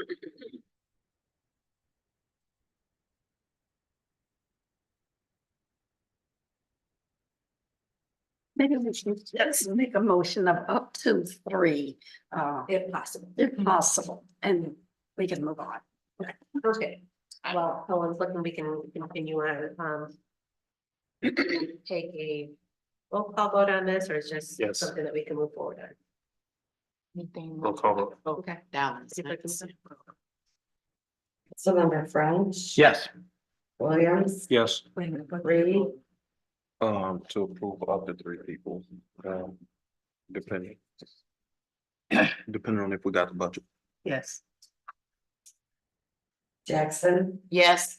Lawler, Yes. Davis, Yes. and Mayor Snyder. Yes. So again, we'll double check pricing and see if it's feasible for 3. Sounds good. Next, I have a motion to approve the purchase of the 2 patrol vehicles. Yep, slow down. Yeah, you're ready to jump in. Go ahead. So I received this flyer from LaFontaine Dodge. They had the state contract on Dodge vehicles for law enforcement. The MSRP on the Dodge Chargers is 45,765. They are offering 2023s for 32,000. Currently, the last vehicle that we bought was $52,000. And the prices are just going up and up and up. My thought process on this is we have a lot of extra money in the public safety budget this year because we're running short on people and we're receiving grant money from years ago that are finally coming through. And if I was able to get 2 of these vehicles now, I would probably be getting them for about the price I'm gonna pay for a new vehicle next year. And I can equip one of them currently with the equipment that we have in the Dodge Charger that we currently have that needs to go. And the other one we could outfit either this year if we have the funds or next year, when we budget for it. Part of this process as well is we really need to replace our, brush truck. It's a 1989 Ford and it is on its last legs. It barely rolls out the door when you step on the gas. And so my thought process on that would be instead of buying patrol cars next year as we normally budget for, is to use that money to purchase that pickup truck. To replace our brush truck for next year. If that makes sense. Any questions? Councilman French. So if we get 2 at 32 and retrofitting for police work adds another 12 or so. Yeah, right around the 10,000 Yeah. maybe. Yeah, Yeah, the equipment is usually around 18. That would be the cost of yeah, uninstalling and reinstalling, basically. right. Yeah. Okay. And right now, we're paying a lot more for the pickup trucks plus. Well, and the pickup trucks are the lowest priced ones right now for the most part. The Chargers and the Durangos, have been very difficult to get and they've run into some serious engine issues with them all of a sudden that everybody's saying, don't get them. Chevy Tahoes, the pickup trucks are the next lower priced ones right now. But my guess is we're gonna be looking at like 60,000 for a patrol car in the next year or so. Yeah. It's just crazy how the prices have gone up. In comparison, these Chargers, the last two that we bought one in 19 and one in 20. The one in 19 we paid 24 for, and the one in 20 we paid 26 for. So the prices are just going up like crazy on these vehicles right now. Yeah, that's a good price. Yeah. I know, I believe Jason talked to them. I know for a fact they still have one and they may have two for us. If you approve both of these, there are other dealers that do have these. I know in Indiana that we may be able to get the same price on, so I'd look around if we could only get one and see if we couldn't get the other one as well. Councilman French, if you have a comment or questions, No. any other questions or comments? Anybody from Mingo? Councilmember Williams, Yes. Reed, Yes. Jackson, Yes. Lawler, Yes. Davis, Yes. French, Yes. and Mayor Snyder. Yes. Next, we have a DPW update with Deputy Director Kern. Good evening, council. We've been pretty busy the last few weeks with everything, all the weather and everything's been going on. I just wanted to highlight some of the things that have been going on and kind of bring everyone up to speed. So I'll make it fast. I can also email this out to make it a little bit more clear on it since it's getting late. We used a new Bobcat. We took possession of that along with the brush hog. We did the fireworks field just south of the river. We were able to brush hog all that down. It took about half the time it normally does. And then we also did tall grass at Cass and Gale because we started getting residents to complain about the tall grass. We normally don't mow it because that's contaminated land. So we don't want our guys out there mowing and kicking up the dust and everything. We used the brand new mini excavator. There was a sinkhole that developed on the Riverwalk Trail between Rieger Park and Victory Park. It was massive sinkhole. So the guy said, hey, we're gonna go out and try the new mini excavator. They dug it up and literally what had happened is the 18-inch storm sewer drain had broken and had been collapsed for years, had basically washed out an entire section of dirt underneath. When they touched it with the mini excavator, it was like a asphalt bridge. There was nothing there at all. They had to dig farther back just to find good pipe to attach to. Went and bought some pipe from Concord Excavating, that's vendors that we have. They buy at such big volume that we're able to get their discount instead of us paying full retail price like we normally would. The guys dug as far back as they could, found good pipe, bought some sections to start putting it in, and then we got the first initial downpour. That initial downpour then caused the wastewater treatment plant to go from 2 million gallons a day to 4 million gallons a day of water coming in. So much so that those guys worked around the clock. Jordan and his team pulled up to 2 to 3 day shifts, nonstop without sleeping. The Rieger Park well houses, that pump station that's right there next to it, those pumps failed. They overheated and flooded out a couple people's basements, but they were able to get it started again and were working 2-hour shifts. Every 2 hours they were going in until they would come back into work just to check it. They had to put a 48-inch box beam on to keep them down just to get them to work again. The problem is that with all this rain and everything, we have about 10 manholes along Linden Avenue that are all underwater and they're not watertight and they're leaking. So we are basically sucking in the Kalamazoo River right now and treating that.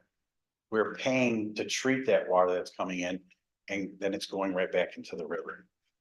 It's like a vicious cycle. The problem is that we're running into is that these manholes are not waterproof. They don't have the waterproof lids like they're supposed to, and they're leaking on the inside. So today we had a vendor come in that can actually fix this for us without having to rip the manholes out. They can spray a liner on the inside. So I'm gonna get you some prices on that, but that way we can waterproof those, stop sucking in water like we have been. Maybe save some money on the backside by not wasting all our chemicals on just river water coming through. And keep our staff, mental health a little bit and physical health better because they're not working 3 days in a row. So wastewater treatment plant guys, all the personnel did a phenomenal job on that. We are gonna have to fix that path now because when we got the grant to fix the roads, now we got this huge hole that we just had to cut up to get. So we'll get some bids. I'll come back to you on that. The problem is, we're supposed to have that bike trail or that huge bike rally come through. There's supposed to be up to 200 bicycles coming through. And guess what? We're supposed to go right down that path. So we will work with the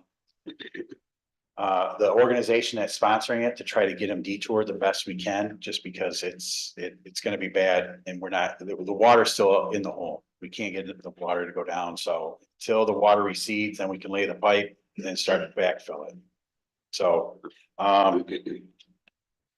some other things the guys are working on for street department, they've been renovating the cemetery office, which includes paint, flooring, bathroom. They ripped out the bathroom, put a whole new bathroom in and made it larger, a break room, office area, doors, water lines, and HVAC issues. And what's gonna happen is Bonnie's gonna go out there and have a brand new office, and she's gonna take all the cemetery records to upload into BSNA. So when we go to the cloud-based system, instead of having all of these plots that are just written down in these old books that look like they came from Moses, we'll actually have an electronic count. So it will be, we'll finally get into 2020s. The other thing that street department guys have been doing, they got all the bleachers done at Harris Field. They've got the opposing fields or teams bleachers done yesterday, or I'm sorry, Friday. We're gonna be putting them out tomorrow. They brought in all the stone that we got for free from the county.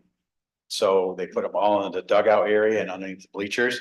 So those guys did a phenomenal job down there. We also met with the vendors for the plow trucks that we've been talking about. I about had a heart attack when he told me they're about 14 to 16 months out once the order's placed. And I was like, dear Lord, because I can't pay those prices. And they said, no, you can lock in once we get the price. Roughly, we're looking at $100,000 per truck just for the chassis, the cabin chassis. We're looking about 80,000-ish per truck after that for the plows and the bed and everything else to go inside. So I'm thinking about 180 per truck, and we're looking to try to get 2 trucks here in the next few weeks. When we'll have to pay for that, I will get all that information and get with Director Clark and kind of go from there. But once we place the order, we're looking 14 to 16 months out. Like, we're crying out loud, this is gonna take forever. So, but with the new Bobcat, the 2 new tractors we just took possession of today with the brooms that we're gonna put on them, we will be pretty good, better than we have been in the years past for snow removal this year. So we're looking good. Just when we get these trucks, we'll be really, really good shape. With that, those guys have also come up with plans for the street department's been working with the water and sewer departments, because we've got at Broadwell and Mingo, every time it rains in there, I'm surprised Jill doesn't get a life jacket to go home, because it completely floods, because that whole pipe is collapsed and blocked, and we sent a camera down in there and it's gone. So the 2 department heads are working together. They're come up with a plan where they're just gonna rip it up. They're gonna pull the street up, start putting it down, new piping down, and then look to repave it. The same is true with Monroe and Ionia Streets areas. There was an alley back in the day that used to go through there. The pipes collapsed. Somebody made the decision to fill it with concrete instead of fix the pipe, and now everyone's basements flood. So Director Garrett has been working with the homeowners in that whole area, and we're gonna fix that too. Right. Between Ionia and Monroe. Right along the railroad tracks there.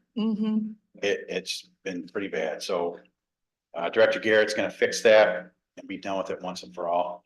The cemetery has been, we just got all our new road signs. Every single road at every intersection will have a road sign, just like our streets, but a little bit smaller, that'll look like this. There's 80 of them that are going up in the cemetery, so when someone pulls into the cemetery office, there'll be an outside map that someone will be able to look at and see what plot number and also the road names. And then every intersection will have road signs just like this. Saw it from another municipality and I was like, oh. I was going to say. That's a good idea. So, we've got new poles that are gonna go in, new street signs. It's gonna look really nice. I don't know if everyone's been out there, see the roads that were put in by Carr Brothers. They did a phenomenal job. They're finishing them up. The other thing the street department or the cemetery guys are gonna be doing, we're going to, also paint the office because it needs a good fresh coat of paint on everything. We're also looking to put in a carport in that area where the repair garage is. There's a bunch of additions that have been put on over the years that have just been kind of cobbled. We're gonna rip that off of there, keep the main building, put in a new building that's next to it. We sold some of the trees that were right there next to where we're gonna do it to help offset the cost. And then everything's gonna get painted, so it'll look really nice instead of kind of run down and flaking paint everywhere. For the water department, those guys have been crazy busy. Decker Manufacturing went to go upgrade their fire suppression system. Come to find out, there was a water line that they discovered that we thought was abandoned.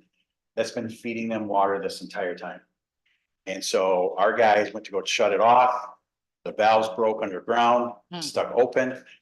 And so we're gonna have to tear up the valves. We're also gonna have to redo the pipe system through there, so they're getting metered properly, and also they can upgrade their suppression system. So that was a whole fiasco that they dealt with for the entire weekend. Jackson Street, they used their new cement saw that we got to cut out the end of Jackson Street, right where it goes to Michigan Avenue. It used to go through there. What happened is just got buried asphalt, and so the Friends to Beautify Albion putting in a park that's gonna go in there.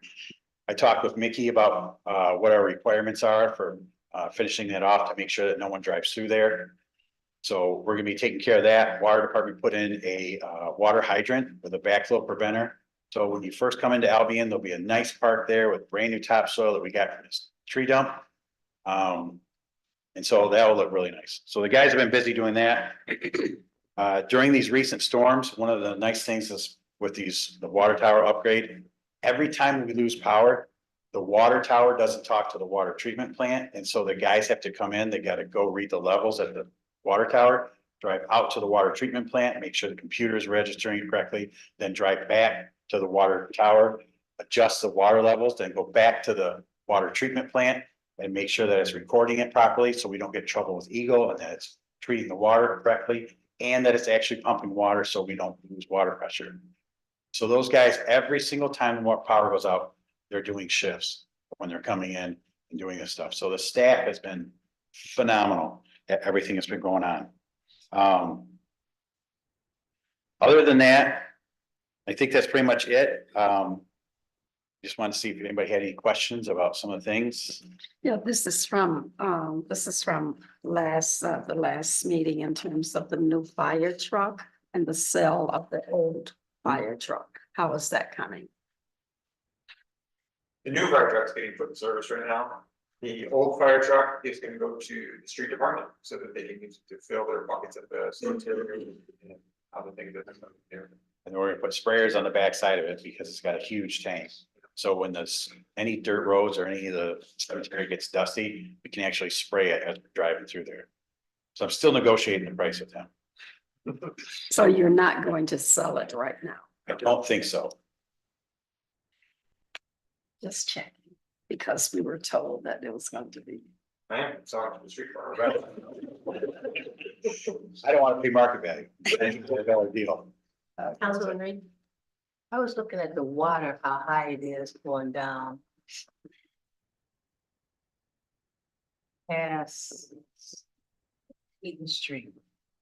Yes. Back there in the It's neighborhood. okay though. Yes, so one of the things, we're behind the 8 ball because we were not able to get a street sweeper since last summer. We just had one about last month, and we still weren't able to get the entire city done. So we have all that debris from from fall and everything else in certain areas that we still need to finish cleaning up. So we have a new street sweeper right now that they're starting to run to finish up the rest of the city. The problem is we also have. Sometimes I feel like you're sticking a hole in like the sinking ship at times because we've got storm sewers that are collapsing. And so that's one of the things that Ms. Elise saw today. We were out on her street trying out spraying the new manholes to actually keep them. We don't have to rip them out and replace them. They can just spray a liner on the inside and it's supposed to last for 50 years. And so if we can do that, it'll save our time and money by fixing those storm sewers that are collapsing on the inside. So there's a lot of problems going on. We're just trying to tackle it one little bit at a time. It looks like the water is backing up on people's property. Yes. That's Yeah, because a lot of the storm sewers, what's happening is some of these old pipes are collapsing. Because some of them are either clay or they're concrete and they're just so old that they're just, they collapse down. Now, some of that will get fixed. It might get fixed with the road, with the water improvement project. Some of it. So. And it will say, before the remnants of Beryl came through, they all went out checking the storm drains, because I know we have a lot of issues with roads flooding when we have heavy rain. So I know people complain a lot, but we had people out there. We had people out there checking the problem areas. So, you know, there's nothing that we can do about the infrastructure that's underneath. Every municipality, Marshall called us because their wastewater plant was starting to fill up and they called us to borrow our pumps, but we said, well, we're using our pumps. But we don't have any to give you. And then listening to all the other municipalities, everybody experienced flooding. Because the infrastructure just couldn't handle it. Marshall recorded 8 inches of rain. Yeah. On this last rain, so it was like. At least 4.5.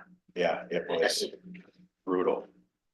And so the other thing that guys are out doing too is they're also out exercising and flushing the hydrants right now.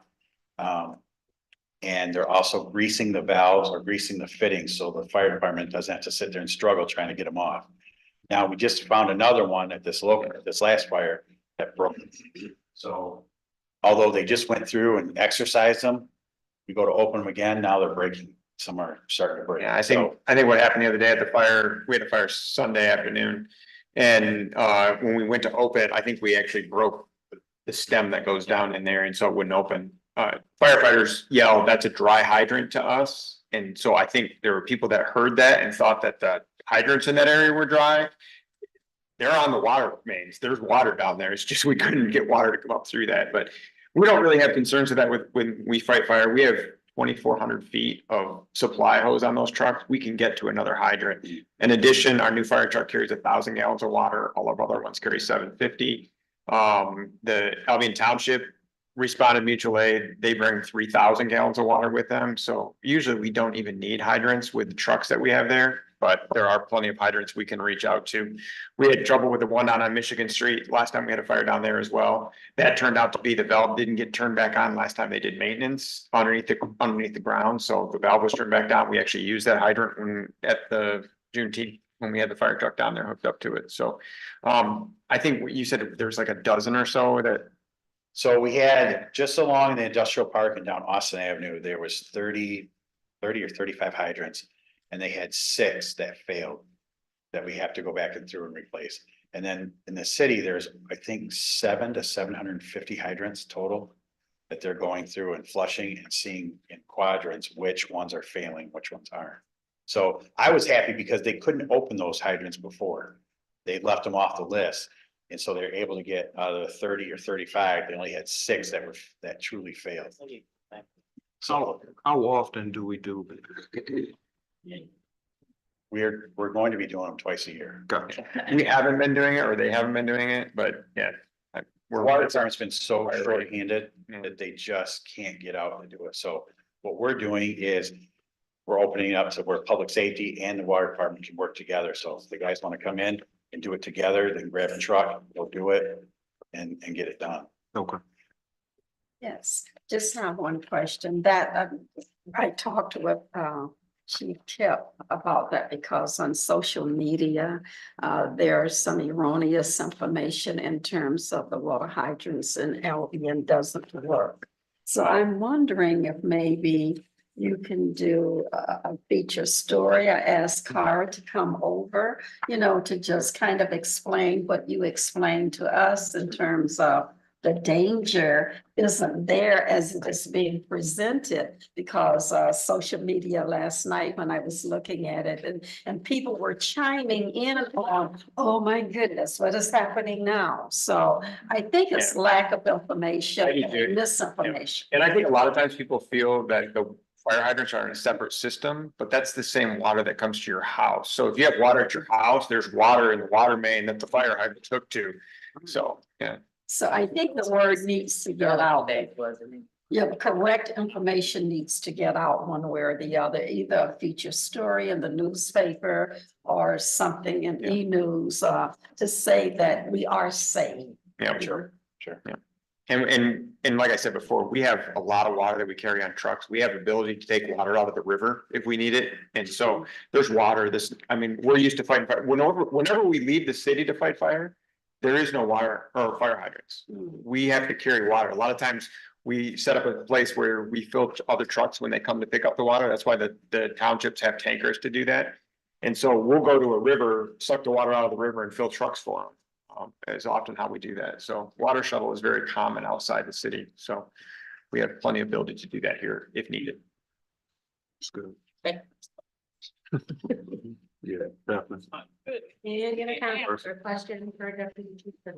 I'd just like to say, there's been a lot of great feedback from, people who've attended events in the parks or hosted events in the parks. And the good job that, the crew has been doing. I know, Councilwoman Reed, she sang sang their praises last week or the week before after the Juneteenth event, but the compliments keep coming in. So, just let the guys know. Yeah, they've been doing a phenomenal job. They truly have. And they're very appreciative of all the stuff they've been getting from you all. So Perfect. thank you. Thank you. Thank you. Public comments. If there's anybody in the gallery that would like to stand and address council. This future agenda item. Future agenda items, I'm sorry, hold on. Future agenda items, anything that council would like to see on upcoming agenda? Put that on there. Not even about vacant land. Yes. You want me to put that on there? Sure. Okay. So I'd like to put on the agenda to talk about vacant lands. I guess we will use the word, let me use the word, K-train. Oh, right. Yeah, so we know that there's always, but there has been a problem, in Kalamazoo, the word K-trains, you guys can look that up. And that's filtering down in our area. So we need to take a look at that on the next agenda. So we don't have that come to our city as well. And if it does, we should be prepared for it before it happens. Gotcha. But he said, but she skipped this, so we have to do this. Yes, yes. So that's So I why skipped them. I was looking at the study session agenda now. Future agenda items? Future agenda items? But No. Public comments. No. I'm Steve Frisbee. I know a few of you. I've worked in various capacities with a couple of you. It's good to see you and thanks for your service in the city of Albion. I'm a county commissioner and have been for 14 years and I'm the vice president at Life Care Ambulance. And I'm in my 41st year. So I understand some of Chief Kip's longevity. I'm also filed and running in the 44th District State House, and just want to let you know that. And if you have any comments, concerns, questions about my candidacy, feel free to reach out and don't want to waste any more time. What's your name again? Steve Frisbee. Oh. Okay, thank you.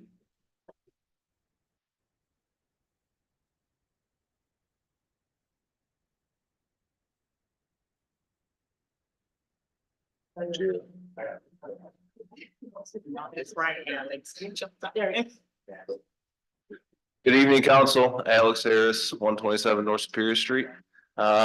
Just wanted to remind everybody Election August 6th, the primary election. Steve and I are running against each other. There's a couple other candidates.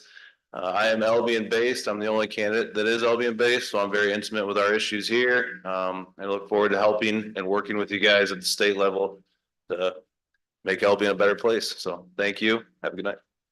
Right. What's your name again, sir? Alex.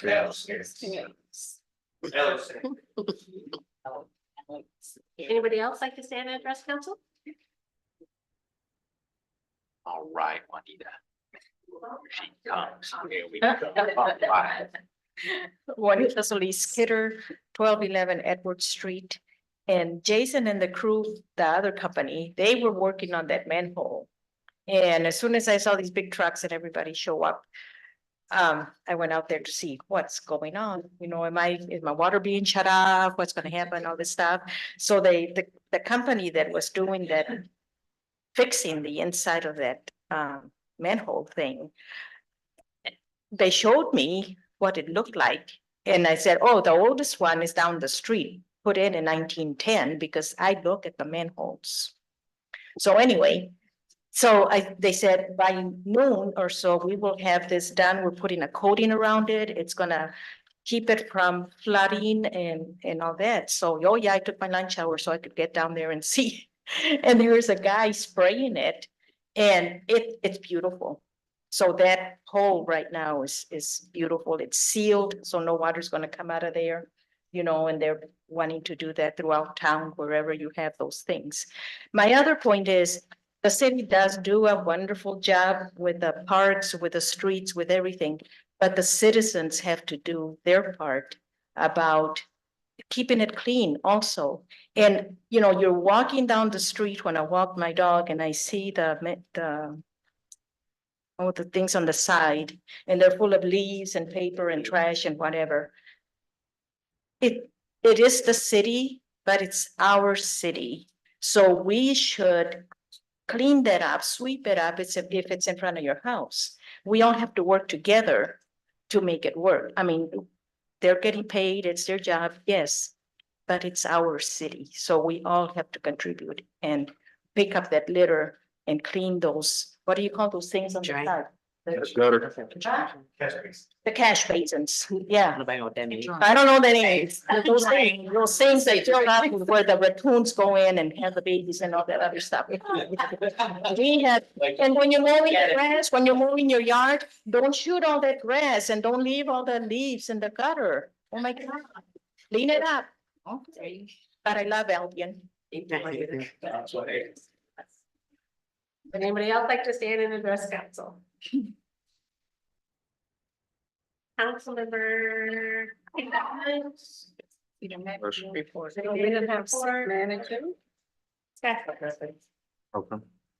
Councilmember comments? Councilman Lawler? Thank you so much. I just got one question. Hopefully, you can answer this for me, city manager, because Whiteman Associates left. When we're doing the improvements to the streets, and then I see over here where we're doing the water main improvements.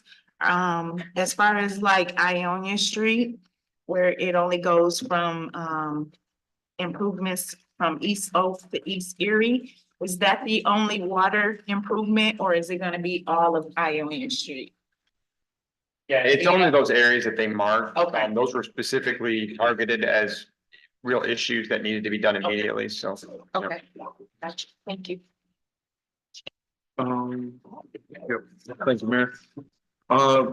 The Albion Fellows had an event in McIntosh Park where they were doing a community survey as part of their project for the year. It was a great turnout. There was a ton of kids out there. People brought their children out, and you can see the parents out there getting wet too. It seemed like a good time. Some of them had their lawn chairs in the shade, so it's definitely a great turnout. They had food out there for everyone that participated and came out, and yeah, and they were really thankful for the participation. So I'm really thankful for those guys, and let's make sure that we support the Albion Fellows as much as we can going forward, which I know we all do currently. So thank you. Yep, Mayor Pro Tem Jackson. Yes, so Difference Makers summer event program will end on September the 2nd. And every one of the everybody is invited to come out there, and that is from 11:30 to 3:30. And on the flyer that comes out, it talks about the fire department being there to cool off all the children. So I just want them to all know that. And that event has been very wonderful with the community coming together. And then all of the mayor, the city council, and then also all of you that are running, you get to come out and tell the children something about yourself so they can understand what you guys do. And then also, Ms. Juanita, we didn't get to you, but I know Ms. Williams have been trying to reach you so that they can come out and do some community service. So hopefully she can get to that before they end. So they're able to. Okay, all right. I'm quite sure when it goes down, you can still contact us. All right. Any other council member comments? Well, thank you guys for hanging in there tonight. You know, we went through a lot of stuff. But I think our citizens are going to be very happy with the improvements once they all happen. So, good work. Do I have a motion to adjourn? So move. Support. All in favor, say aye. Aye. Opposed? Meeting adjourned.